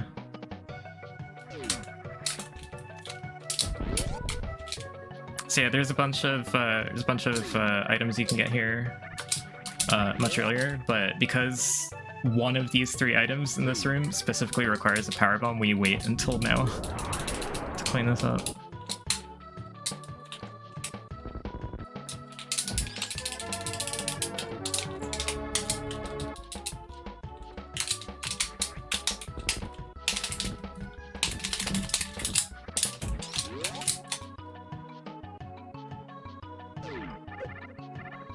Also, I really appreciate the way that the ceiling is sloped in that room, that like it's so that you're like springballing through it doesn't cause you to get caught on the ceiling and stop your movement. So I appreciate the way that ceiling is designed.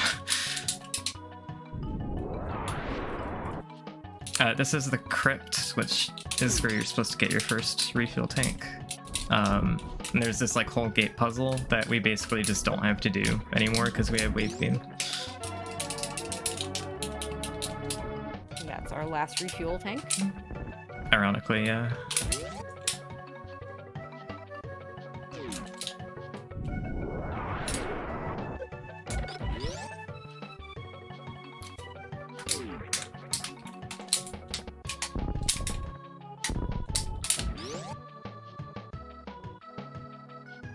Okay, cistern is what I was supposed to do, but I already did that. What's after that? Sensor maintenance?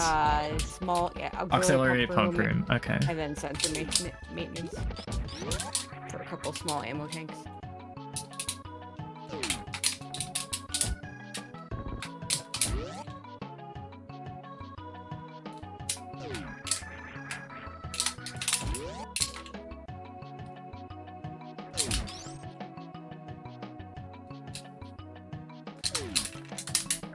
Funny, the save room conceals a secret. I had everything to check there.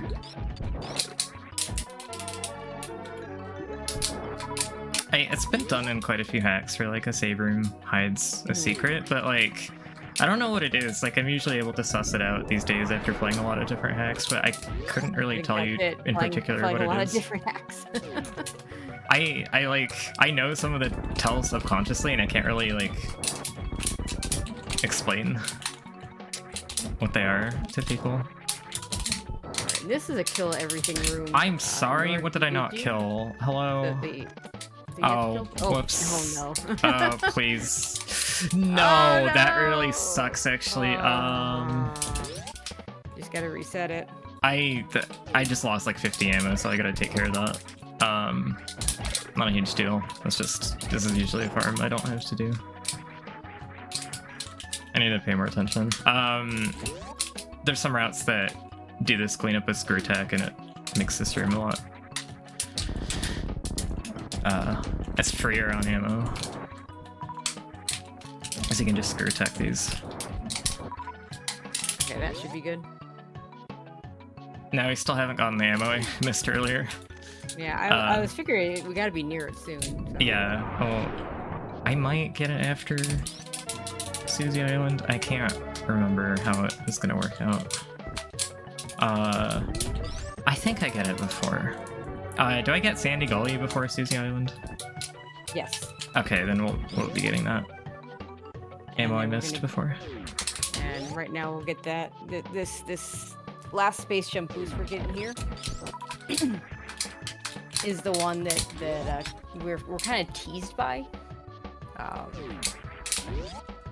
We get this neat little speedball, and it looks like we should be able to make it under the gate, but we can't quite without speed booster.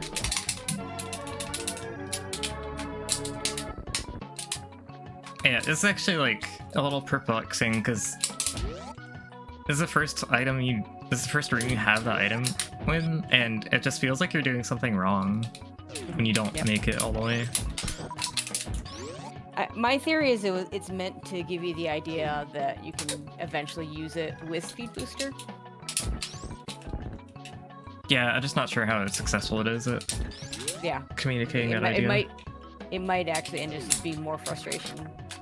Just like it's really hard. It's like if you're making a mod of some of these old games that is like had specific ways of communicating things to the player, or like sometimes it's in manuals and stuff, and it's just like not everyone is gonna understand every hint that you're putting down. It's just a lot of like hit and miss stuff. Some people will like it, some people won't.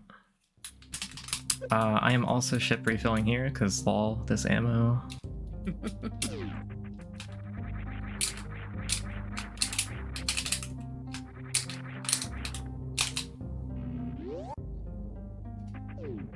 So we're heading towards the bonus area, just called Susie Island, and it's a very difficult area. The things there do a lot of damage. Once we get there, we have to find 7 key ciphers to unlock the super boss and get the major there. And of course, we've destroyed the ship, so now the Metroids are loose on the surface. Ah, yeah, this is great. It makes this area really obnoxious. And yeah, this was a big area, and now it's the side of the ship of the crash. This is where we got our initial missiles. Except it's on the ocean floor now. We gotta go through it to get back.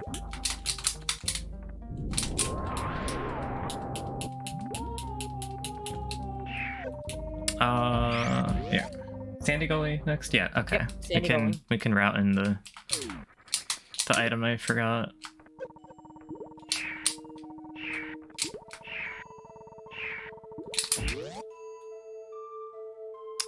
Actually, wait. Wait, hold on. Okay, we're just gonna get it like this, and then look back Get it around. the intended way. Yeah, it's actually too bad. The way that I normally get this in this route is an unintended frame perfect spring ball across that, like the exit gap there. But I screwed up the routing, so we're just gonna get it the easy way.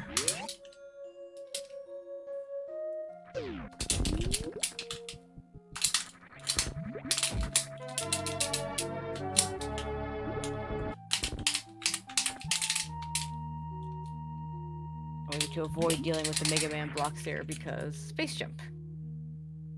I should remember to equip Dark Visor, because it's very dark down here.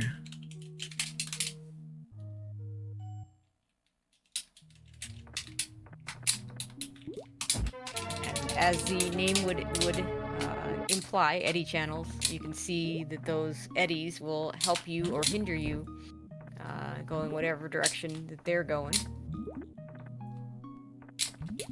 I'm certainly not Eddie is doing it in the dark. There's some routes where you do some of these items in the dark, and it's not something I find fun personally.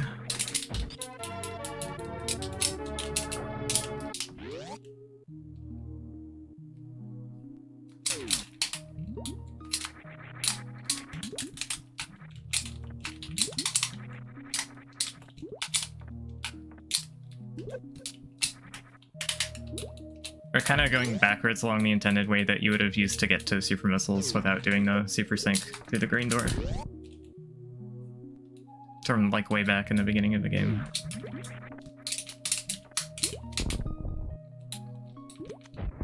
And then there's like a few extra items here that you need supers and power bombs to get to.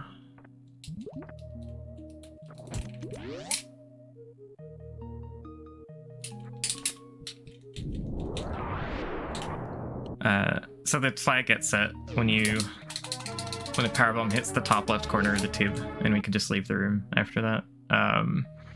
In vanilla Super Metroid, you can't move while the tube's cracking, but there's a lot of hacks that have changed it so that you can, so that's just what we do here. Just leave the room so we don't have to watch the glass break.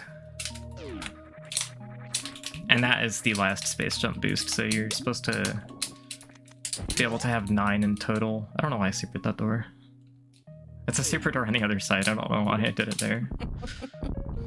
It gets weird sometimes when you have Dark Visor equipped, because all the doors are, yeah.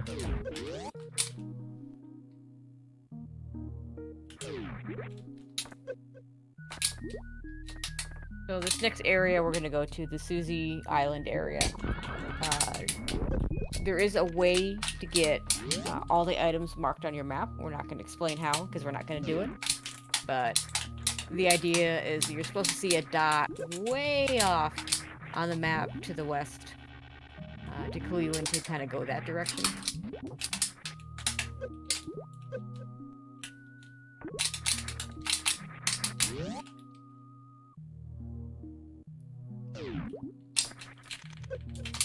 Oh, wow, Owl's going to sleep. It's only 3 a.m. Bad night, Owl. Good night, Owl.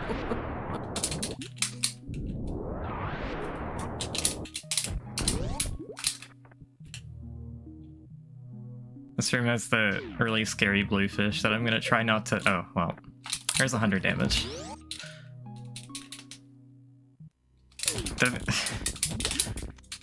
The fish in this game are like the ones at the start in the ocean are like they're a lot weaker than vanilla, but like the red fish in the lava and the bluefish in the like the deep ocean here.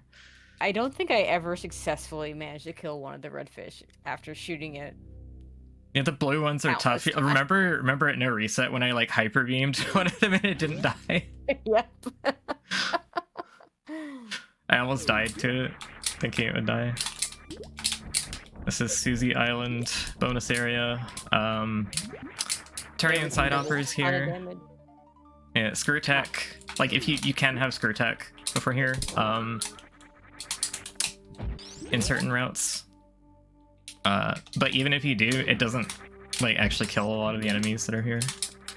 It will stop you from getting hurt, but yeah, it won't kill them.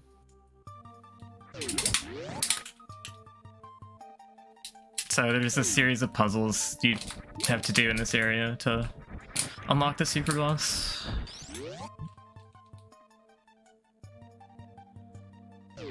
Oh, really? I can't believe that hit me. That's okay. I didn't lose that much speed.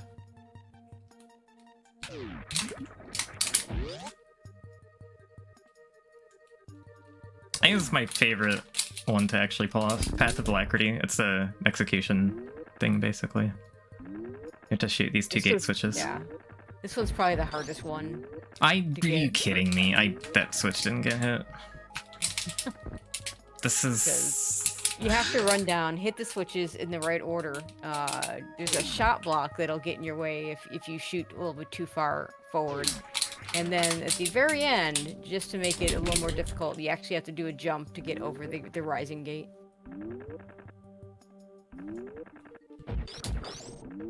There we go.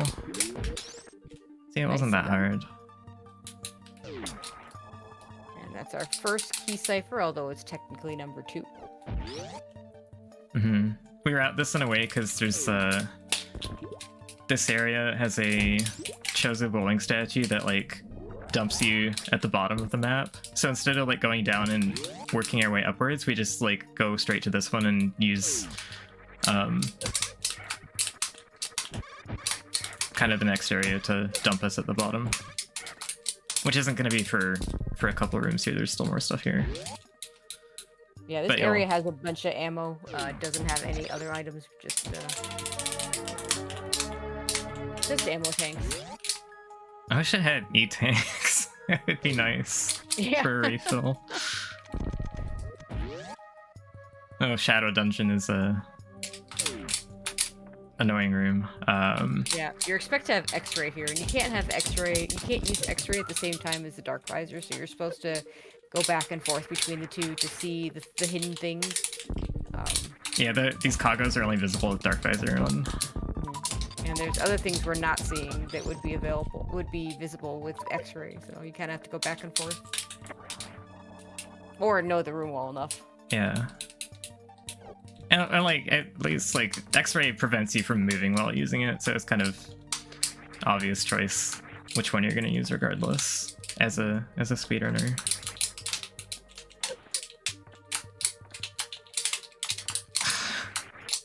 It's just not a comfortable room to go through.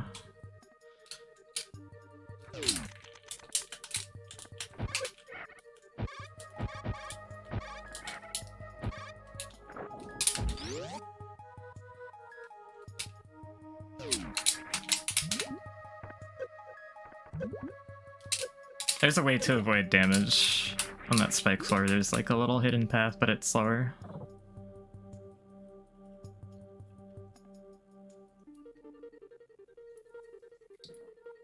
I'm gonna open my other drink. Okay, this is the time to take your break. I hope that wasn't too loud.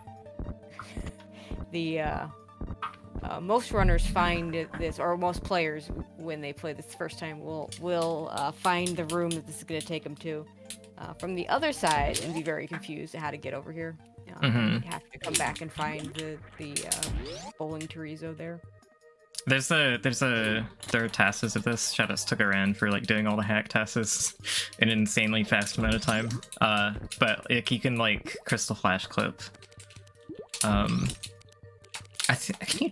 Yeah, you can crystal flash clip this in reverse if you set it up properly. Which is what I tried to do in my first playthrough. I ended up convincing myself it wouldn't work. But yeah, so this dumps you down here, so we have to travel less distance down to this bottom door to get this item. That's the time save of going for those particular items first. And then we'll be back in the main room where we started.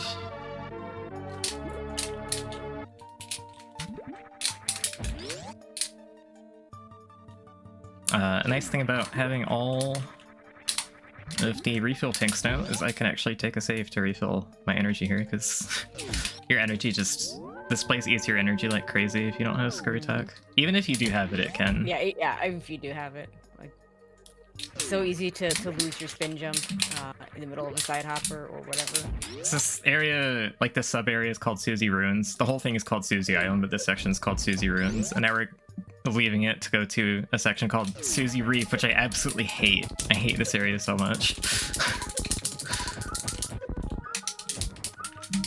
It is just the most awkward thing ever. There's like... These rooms are impossible to remember. They're big, wide open crap. There's spikes everywhere that are really hard to dodge. Yeah, those purple Kegos have spikes on them.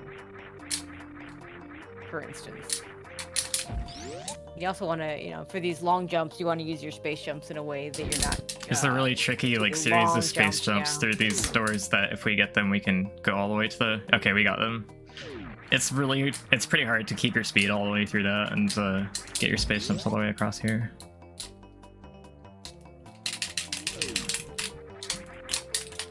And a classic Editoon's puzzle.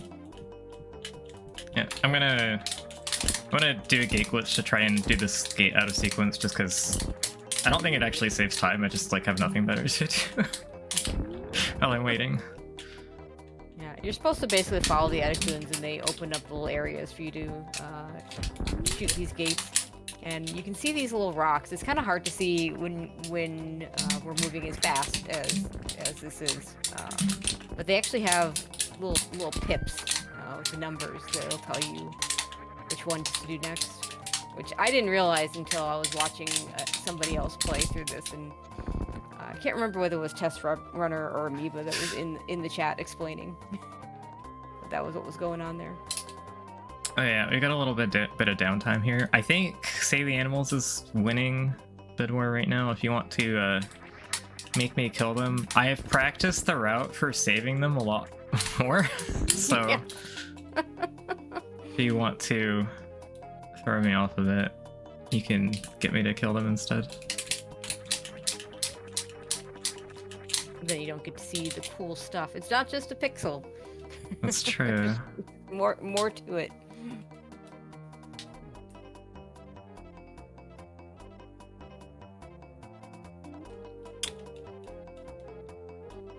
And now we wait.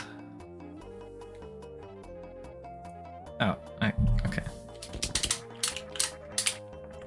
I had one. Was it the practice run I did? It was the no reset where I left. It was the practice run. I did all the gates and then I left the room without getting the cipher. Yep, that's right.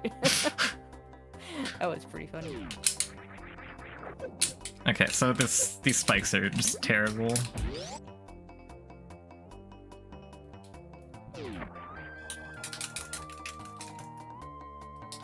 This one's just avoid the spikes and avoid the crumble blocks. I'm so glad I have 9 space jumps here, because like in routes where there's some routes where you only have 5 space jumps here, and it's like impossible to navigate this area. I just narrowly missed the bluefish. That's scary.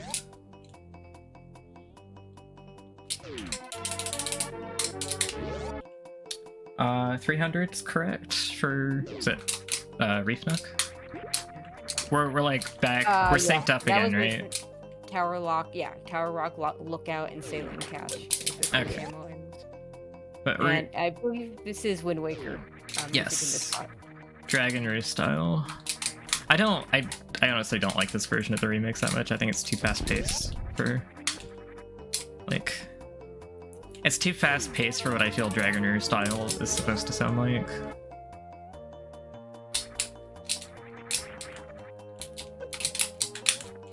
It's also like too upbeat for like a challenging area, I think.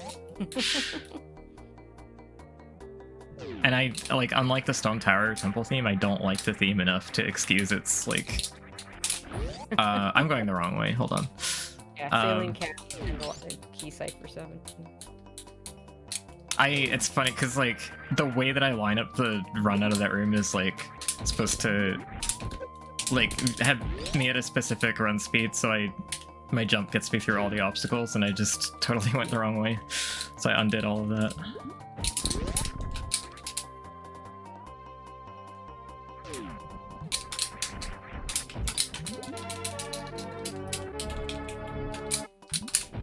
Okay, we should be 310 ammo, and we're at 310 ammo, so that's good. And now the Reef Floor Key Cache, which is the first time you go through this, when you're trying to figure it out, it can be very ammo heavy. There is a clue during the turbo tube sequence when you're going through, trying to get over here in the first place. You can actually see the whole room. Of course, you're going so fast, you're probably gonna miss it. Shine Spark is so annoying to try and get there with all the enemies in the way. Yeah. The idea is you have to lay a power bomb here in a location that will open the power bomb gate, but there's a gate in the middle that if you hit that as well, then one of the other gates will close. And I believe Sean was Sean the one that found the spot? I believe so, yeah.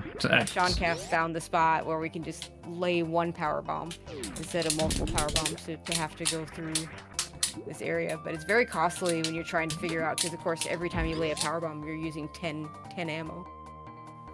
It's funny that he found this because he's specifically only any percent runner for this.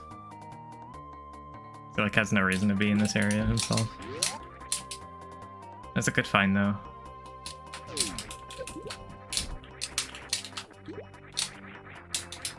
Okay, now I believe we can get out of Susie Reef. Yep. The last key cipher and data storage, which is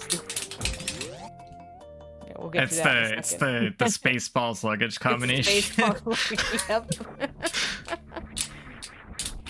I think most people just randomly shoot gates until they get it right, but I was like, I felt proud of myself because like I figured out which gates were opening based on the shot. So I was like, I figured it out properly, and I was proud of myself. And then I found out later that that's just this is just 1, 2. Oh crap. There we go. That was 1, 2, 3, 4. It's just 1, 2, 3, and you don't shoot the fourth one. But that was an execution flaw.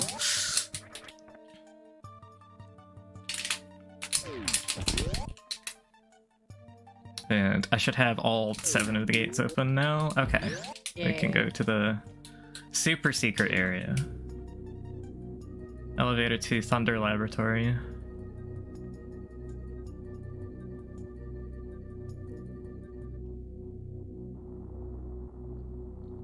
So I might die here a few times. Even with all my equipment here. Yeah, this is a tough fight, even if you have all the E-tanks and all the ammo and the screw attack, which we don't have yet. These key hunters do so much damage too.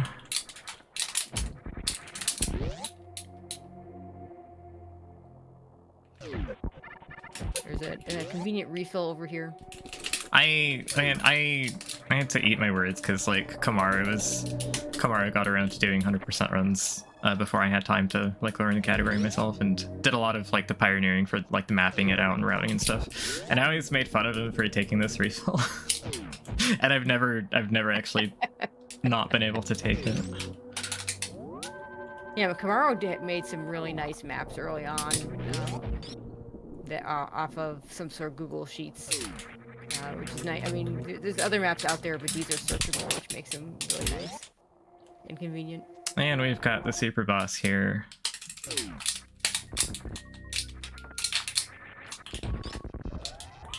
Hyper Torizo.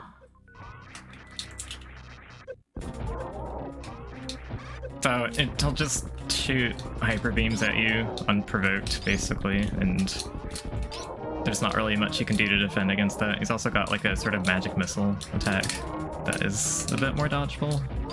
And then the normal crescents, of course. And that's just the phase 1. When we get him down to a certain health, there's going to be an invincible phase where he shoots out 3 orbs that you have to destroy before you can start damaging him again. Yeah, it's called the egg shield. I think it's called the egg shield in the code that they wrote for it, actually. So I'm trying to like basically like out damage, try and do more damage to it than it's doing to me. A lot of that is using respin plus space jumps. Trying to avoid some of these attacks. That was a nice dodge. I don't know how I dodged that body. Oh my god.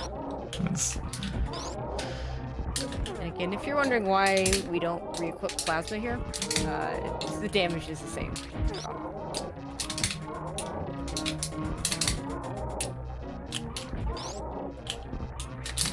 Oh, here we go. Egg shield. Gotta destroy these 3. And then if I'm too... You don't have to use charge. If I am too slow, once it's vulnerable again, it will just spawn another egg shield, so I have to try to... Oh god. Wow, okay, that was a really good egg shield phase, actually. I'm gonna just try and spam supers at this point. It counterattacks supers with hyper beams, unfortunately, so I have to, like, hope that I'm out-damaging enough. Okay, there we go. There we go, nicely done. Oof. First try, I honestly wasn't expecting a first try. This fight's really hard.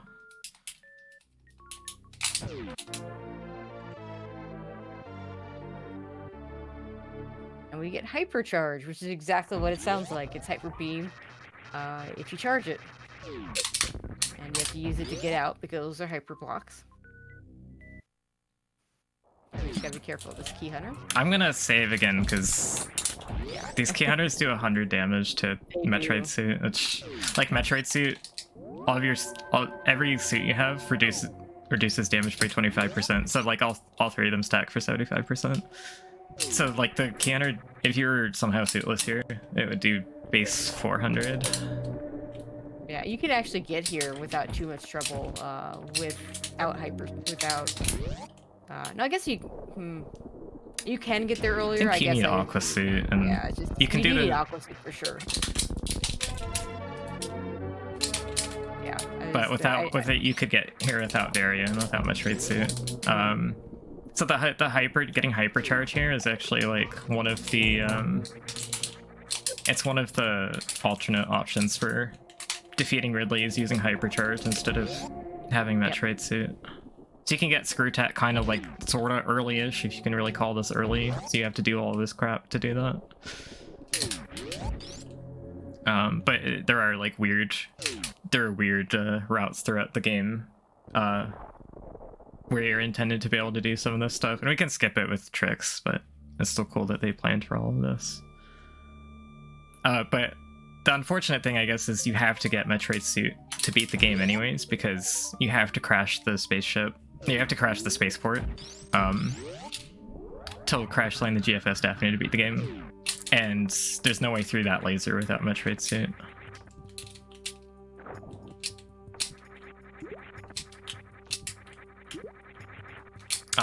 Do I don't need that. It's fine. The save? I just took one. I usually take this one, but I realized the Thunderlight one is safer. I'm gonna show off a trick that I chickened out of in the run I did live at no reset. There's a and I gotta remember to get the ammo in the tram. I get this on the way out because it's like just literally faster to get on the way out. So I just have to make sure I don't forget it. But so there's a door tile. There are door tiles here that are like the top door tile is incorrectly written as door 0 instead of door 1 for like both of these. So if I touch only the top door tile here, it'll take me to the room above instead. I messed it up. Did I get it? Okay, there we go. So it just skips moving through pile anchor. It's not a big skip. You didn't get the ammo. Did I? Oh, I was just talking. Okay, I'm glad I have you here for that. So now I have to go through this room again anyways. Yeah, oh wow. So I was just talking about it, like, oh my goodness. So you're never safe, even if you like... It's because I was trying to explain this trick, I think. Well, we can see it again. Oh god, oh god, oh god, oh god. Did I... Okay. If you do the trick going that way, you can actually get spit out of bounds. Because the door, there's... Like, you're going through the door the wrong facing direction. It just spits you out of bounds.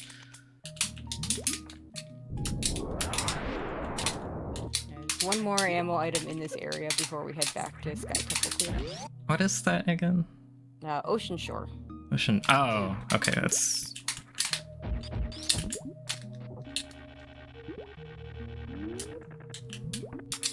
Which does mean we're getting close to the Ridley fight, so running out of time for the save kill incentive.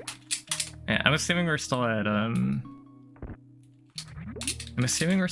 save is winning.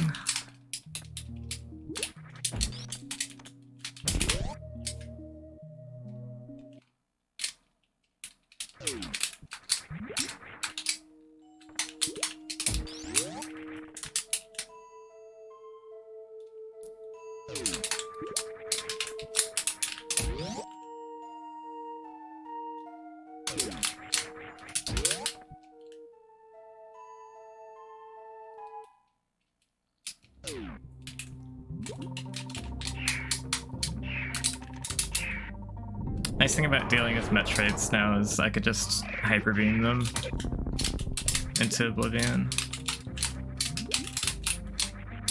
Where am I going? The inside of the ship is confusing. Thank you, Sigma.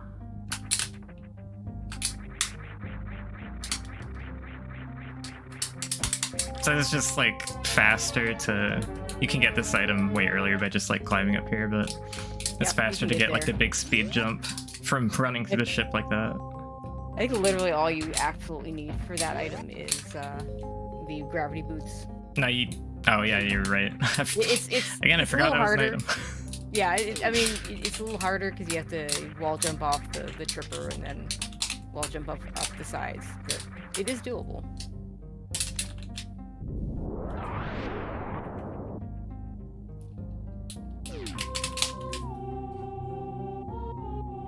We're gonna go back to the Sky Temple and we're gonna find out that with Metroid Suit, the cold hurts us again. Yeah, my health is kind of low for that. That's okay. We'll be fine. But yeah, it's the suits don't really like overlap. Like they don't really obsolete one another. The really cool thing about... I went through the wrong elevator. Oops. We have to actually go in the front this time. But yeah, you take cold damage again with the Metroid suit on, and you take it at a much higher rate than when you were suitless. But it's like your Varia suit is actually still protecting you in this. It's just that the Metroid suit makes you so weak to it that even the Varia suit protection doesn't do a lot. So like, if you have Metroid suit on in the cold and you take Varia off, you'll just melt.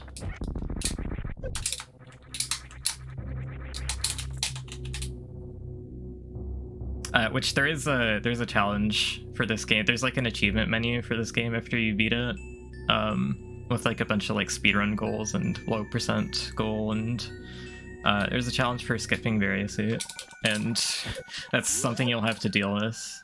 Yeah, there's some pretty funny moments with that, including a couple of save stations where it warns you not to save here. It'll actually tell you that maybe you shouldn't be here without heat protection. I forget what the exact wording is, but Saving at this, it's something like saving at this location is unwise without heat protection. Save anyway. yeah, something like that. Are taking a? Would you melt or would you freeze? Oh yeah. Sure, maybe you'd freeze. It's like you're right, but I'm also like,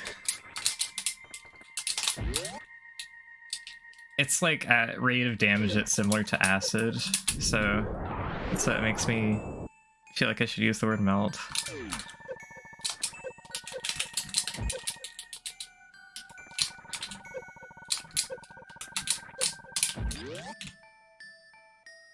I like power bomb first, so I go through the super door while I'm waiting for the power bomb to explode, so I don't have to wait for it. Another awful room here. This is terrible. Did I? Okay. I mostly remembered how the maze goes. That maze is really hard to remember. And of course, you're expected to navigate that using X-ray. Which we'll be getting in a little bit.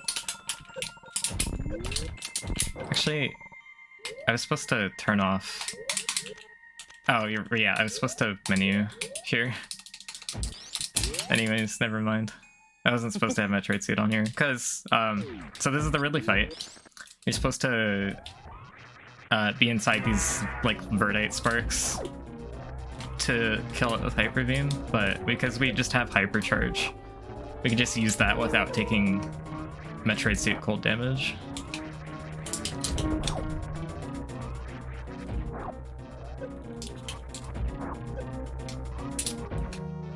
If you see, you'll notice a little hole to the left.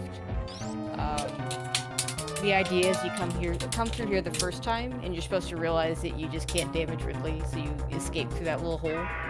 And instead fight Fantoon. But in this case, this is the first time we see Ridley. We're not going to fight Fantoon, and we're going to pick up that E-Tank. Don't forget the E-Tank. Yeah.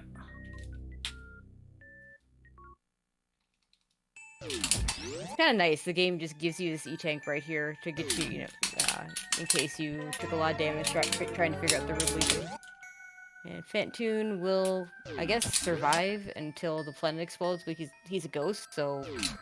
I don't know. Yeah, I'm not sure how that ends up I'm not working. sure how that works. Oh, also Ridley's in a larger room than normal, and that like really messes with the way the AI works. So there's a little switch puzzle here that controls mirrors for the lasers inside the room for screw attack, and you have to like kind of sort of trial error figure out the puzzle. Yeah, I know this is the first time I finally understood that these were mirrors and that they were the things that were turning to change where the lasers were going. Okay, so we're officially cutting off save or kill. I'm assuming I'm still saving animals.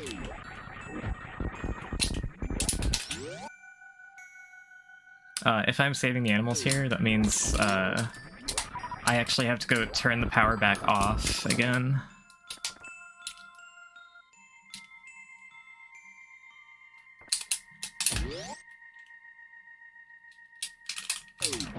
And we're gonna destroy that Namahe for reasons that I will not explain.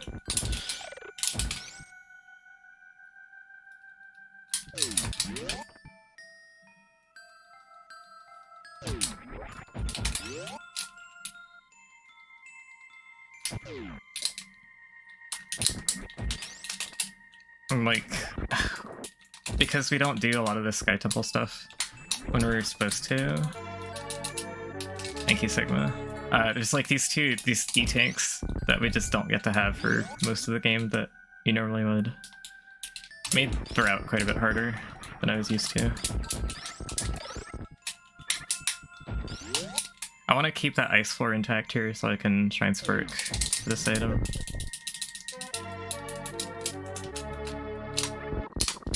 Glacier's Reach, I think I want now. Large ammo tank, yeah.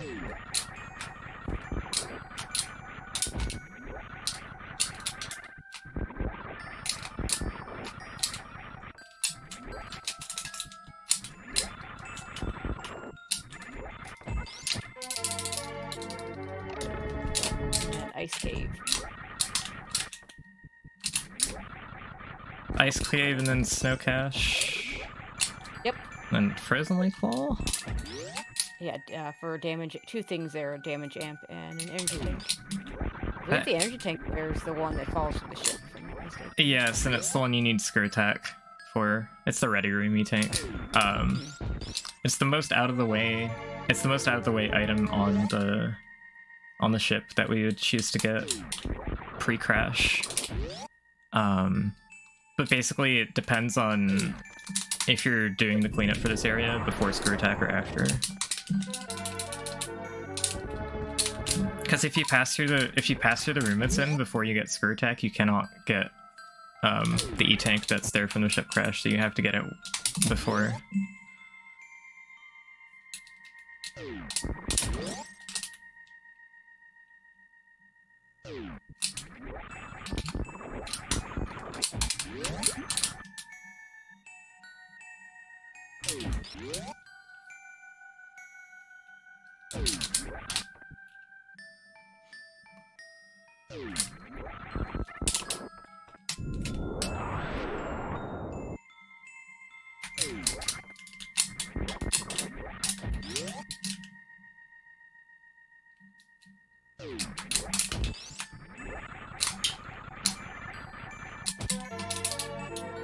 And then the energy tank. This will be all the energy tanks now.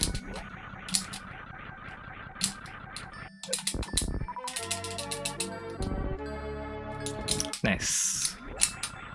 I think I'm actually not gonna be missing any items this run. Yay. Well, I caught the one, so I think we're good. Yeah. Caught a couple, I think. Yeah, 1 or 2. One was like... One I was able to fix immediately, the other I wasn't. Yeah, shoutouts to Amoeba of Doom, who loves boulders. And, yeah, so we don't have Sean with us, who would just be pointing out all the boulders. Yeah.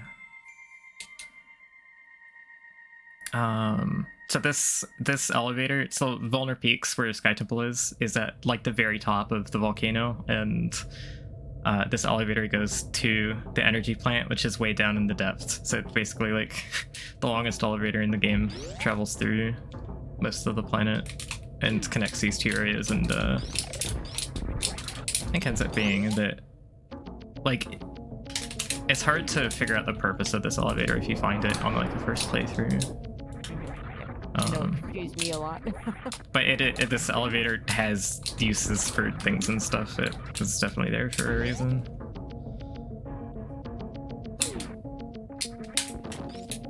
But yeah, in this route specifically, you can use it to go back and switch the power again. So the 2 like control centers here, they're in the same room. Top one turns the power off and the bottom one turns the power back on, and they're separated by Skirt Attack blocks. Actually, our next item is Vulner Power Node? Vulner Power Node, yes. Okay. And then X-Ray after that. Okay. And everything else is on the way back to the Daphne.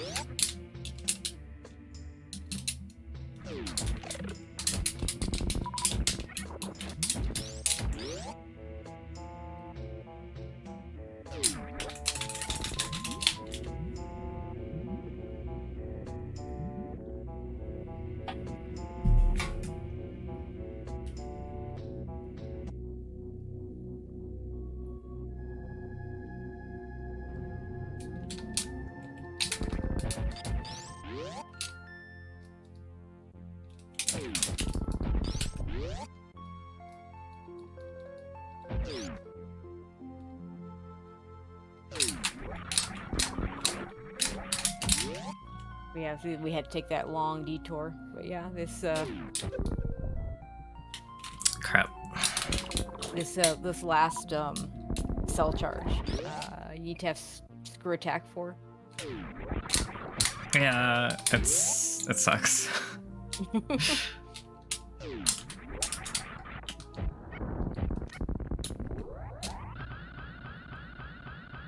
On the plus side, this really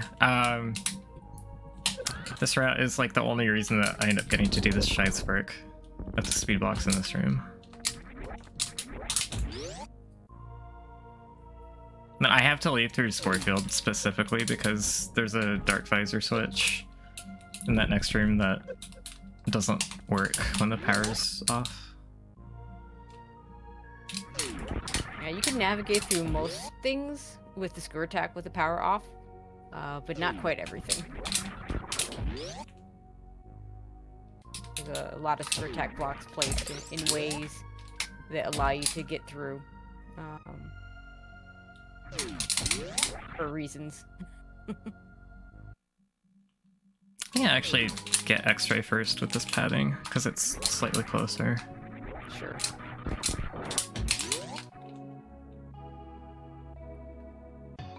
Oh wait, no, actually, I still do it this way because I can use the horizontal momentum there. Right. I decided on things for a reason. I should trust my trust my past self when I made this route. Yeah, so that's the sixth Excel charge. So each Excel charge takes off a quarter second of the charge time, or 15 frames. Oh, we should explain Grand Vault actually. This room's fun. There's this big grapple switch puzzle. You have to figure out which things correspond to which gate, and we're just gonna use grapple to clip through the walls. Yep.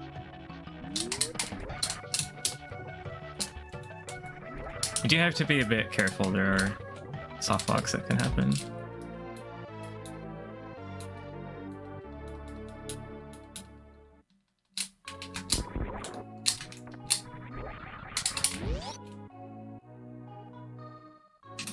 But yeah, Excel. Excel charges. It takes 4 to get your charge timer back down to 60 frames, which is vanilla. Once you have all 6, it's down to 30, so it only takes half a second to charge your beam, and it's insanely fast. Having hypercharge also doubles the damage of the hyper beam. Next item is hydrodynamic chamber, right? Correct. I need to turn Metroid suit and Spazer back on, because this is behind Spazer blocks. So there's just some menuing that you end up having to do. There's not much you can do about it. Which is why, like, turning off Metroid suit to escape cold damage ends up being free.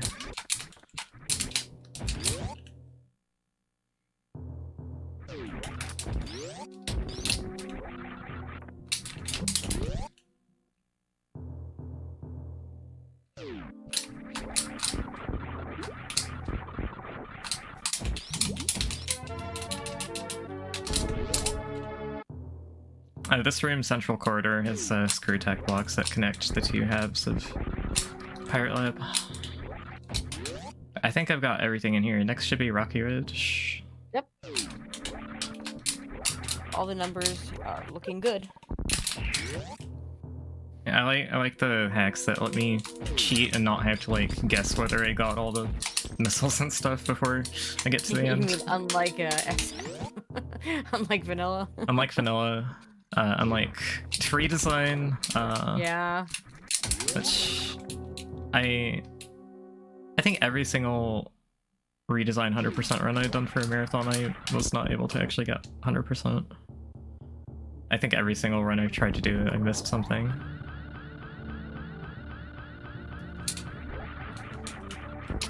was a power bomb in one case, which is really annoying because usually it's the missile that you're supposed to miss.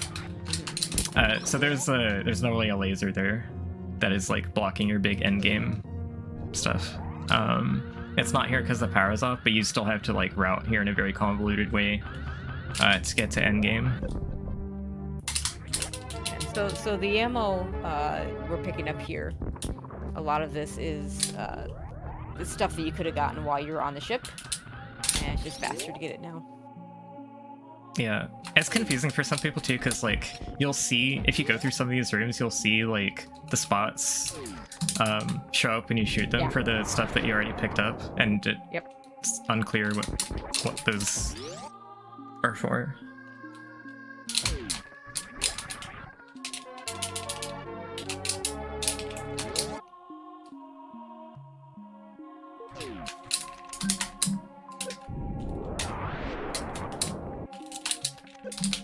I laid that really low. Oh, okay. I got really confused. And the door through the save station is blocked by rebels, so you have to go through the map.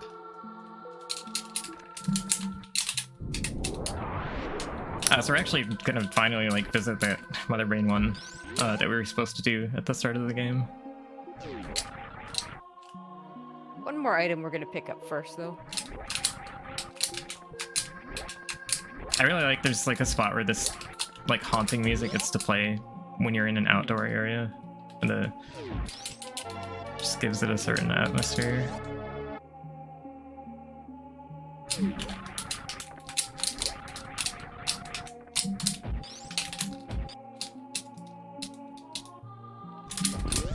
All right, the Aurora unit.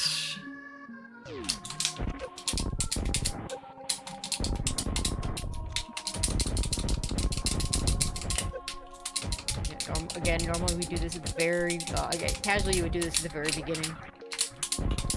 You can also shoot out all the Zeb at the very beginning, because do drop ammo for you to refill and be able to destroy everything. You just can't go any further.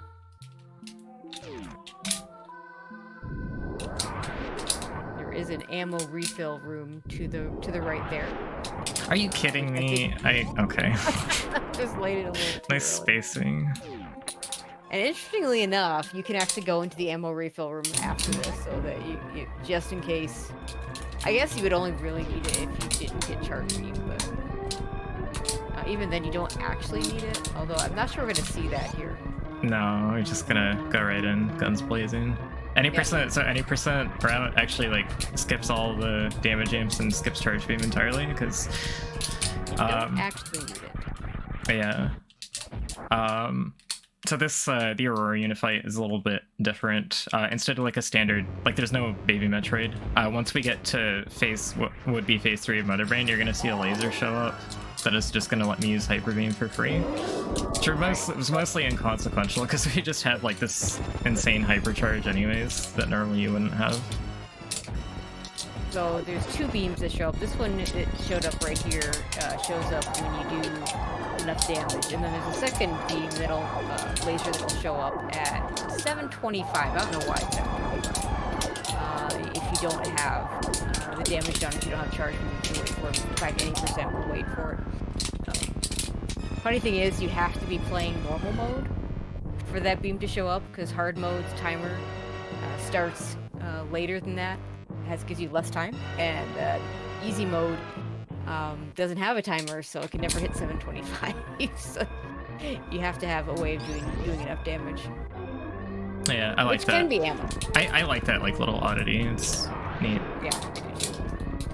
It also like it makes like any percent easy and any percent normal speedrun's quite different. In easy mode, I think you take half damage from. Well, there's like a little bug with the formula. It's weird, but like in a lot of cases, you'll take half damage from heat. So the any percent easy route is actually like in a way harder because you pick up ammo, or you pick up charge and like damage amps and stuff because you don't have a free Mother Brain fight. But your hell runs are easier, so you like pick up more energy to try and skip Varia. It's really weird. I'm still not sure which is faster yet, but. and then nobody really runs hard mode. Although it is kind of interesting because like you unlock hard mode after beating the game, and everything moves fast. yeah, enemies move really fast. They're a lot laggier, and you have like no iframes, so you can just get comboed to death, and it's great. It's actually like it actually posits kind of an interesting challenge. Oh, you take more environmental damage too. There's probably some merit to hard mode speedruns. It's not just like your typical like, oh, we're just gonna make everything a damage sponge. It's a bit more interesting, but not too many people have. Nobody's really put serious effort into it. So normally, if the power were on, we could take the little turbo tube thingy. I guess we did use it at least once. Yeah. But because the power is off, we have to go through this way, which is fine because there's an item here. Yeah, a lot of Hundo rats will just go this way anyways because we can just get this item during the escape and it routes pretty well. That is 100%, hopefully, probably. Yeah, yeah. If I miss something, if I miss you missing anything else, I would be very surprised. Mm-hmm. Gotta remember the animals as well.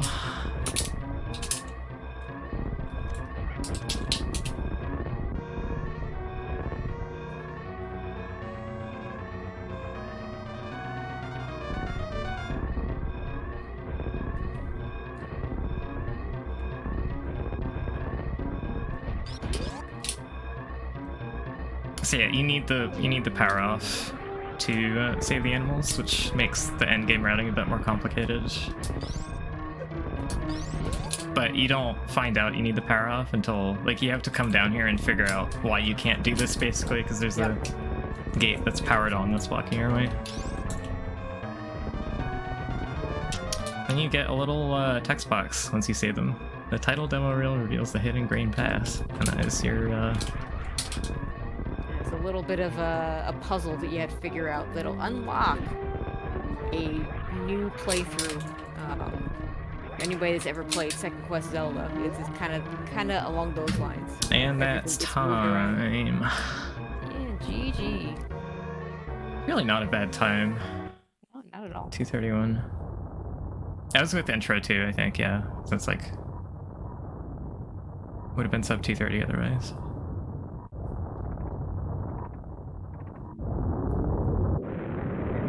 So I think we've got some time. I can let the credits play out, confirm 100%. And I was talking about the achievements menu earlier, where you can like see what the achievements menu tracks in-game time down to the second and shows you how many kills you got for like the pacifist challenge and stuff like that.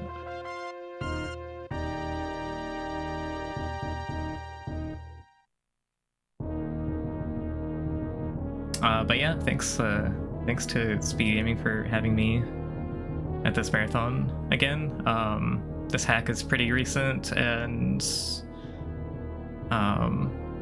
it was like a lot of fun to get into running it. Like I like running a lot of different Super Metroid hacks, but this is my second favorite so far. There's so much that went into this. Yeah, nothing will ever be redesigned for you. I don't think. No, I don't think so. It'll be everything beats redesign for the rest. No, not. I joke. I played through redesign. I did enjoy it, but it is a very difficult hack, and I would never speedrun it.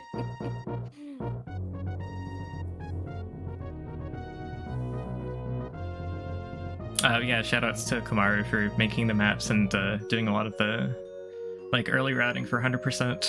I used a lot of his work. I made like a lot of my own routes as like super syncs got found and stuff. Like pretty much everyone that has run Hundo for this has used a different route. I think yeah, Kamaru ran Hundo, Gwen, yeah, not now Gwen, June. Yep. And yeah, Sean Cass runs any percent, but traveled with me to No Reset Marathon in Montreal, and was one of the people commentating for my run on that. Yeah, that was a fun trip with Sean and Pidge and us all riding up with Sean driving to Montreal. So yeah, it was really cool. I met up with them in Toronto. It just helps a lot with like strat ideas and stuff in general. And just an all-around good dude. Yeah. Obviously, shoutouts to Test Runner and Amoeba of Doom for spending like the last 7 years making this. Yeah, this is probably one of the most fun. Like, it's probably my favorite hack. Ascent is the other one that I really like, but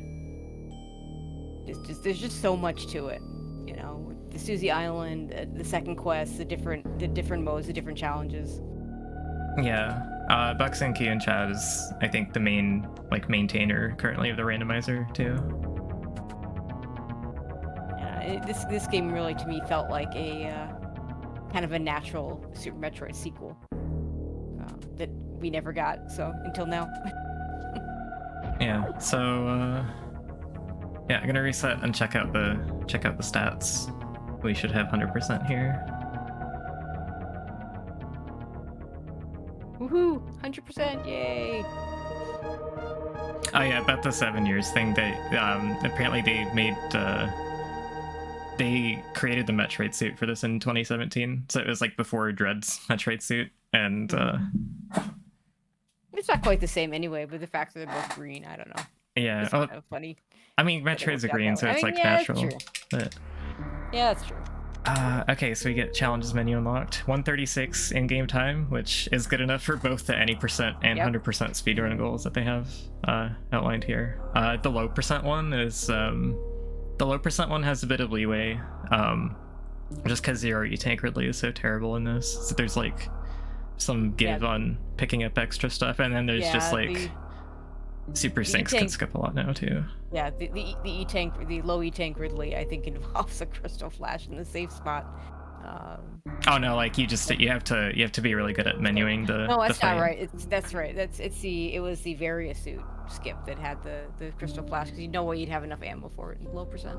Right. Also, 573 kills is still pretty low. Like, it's not close to the 100 the goal, but. I actually got deathless in a live run this time, so that's cool. Yep, that's right. You died the one time to Hyper Chorizo. Yeah. The last one, so we got to save the animals. Yeah. We didn't see the Forbidden Room this time. That's a fun little Easter egg. Yeah. If you try to go to the end game before you have before you crash the ship, you get a funny little room. Yeah. Skip Varia suit is actually.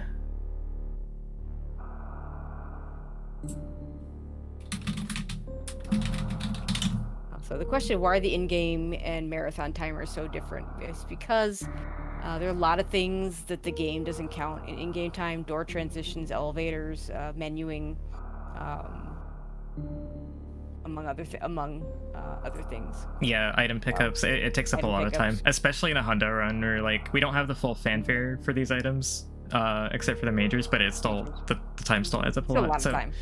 I think that's all I wanted to cover here. So thanks everyone for watching, and I think NKH is doing some kind of Chrono Trigger randomizer coming up next. Yeah, thanks everyone.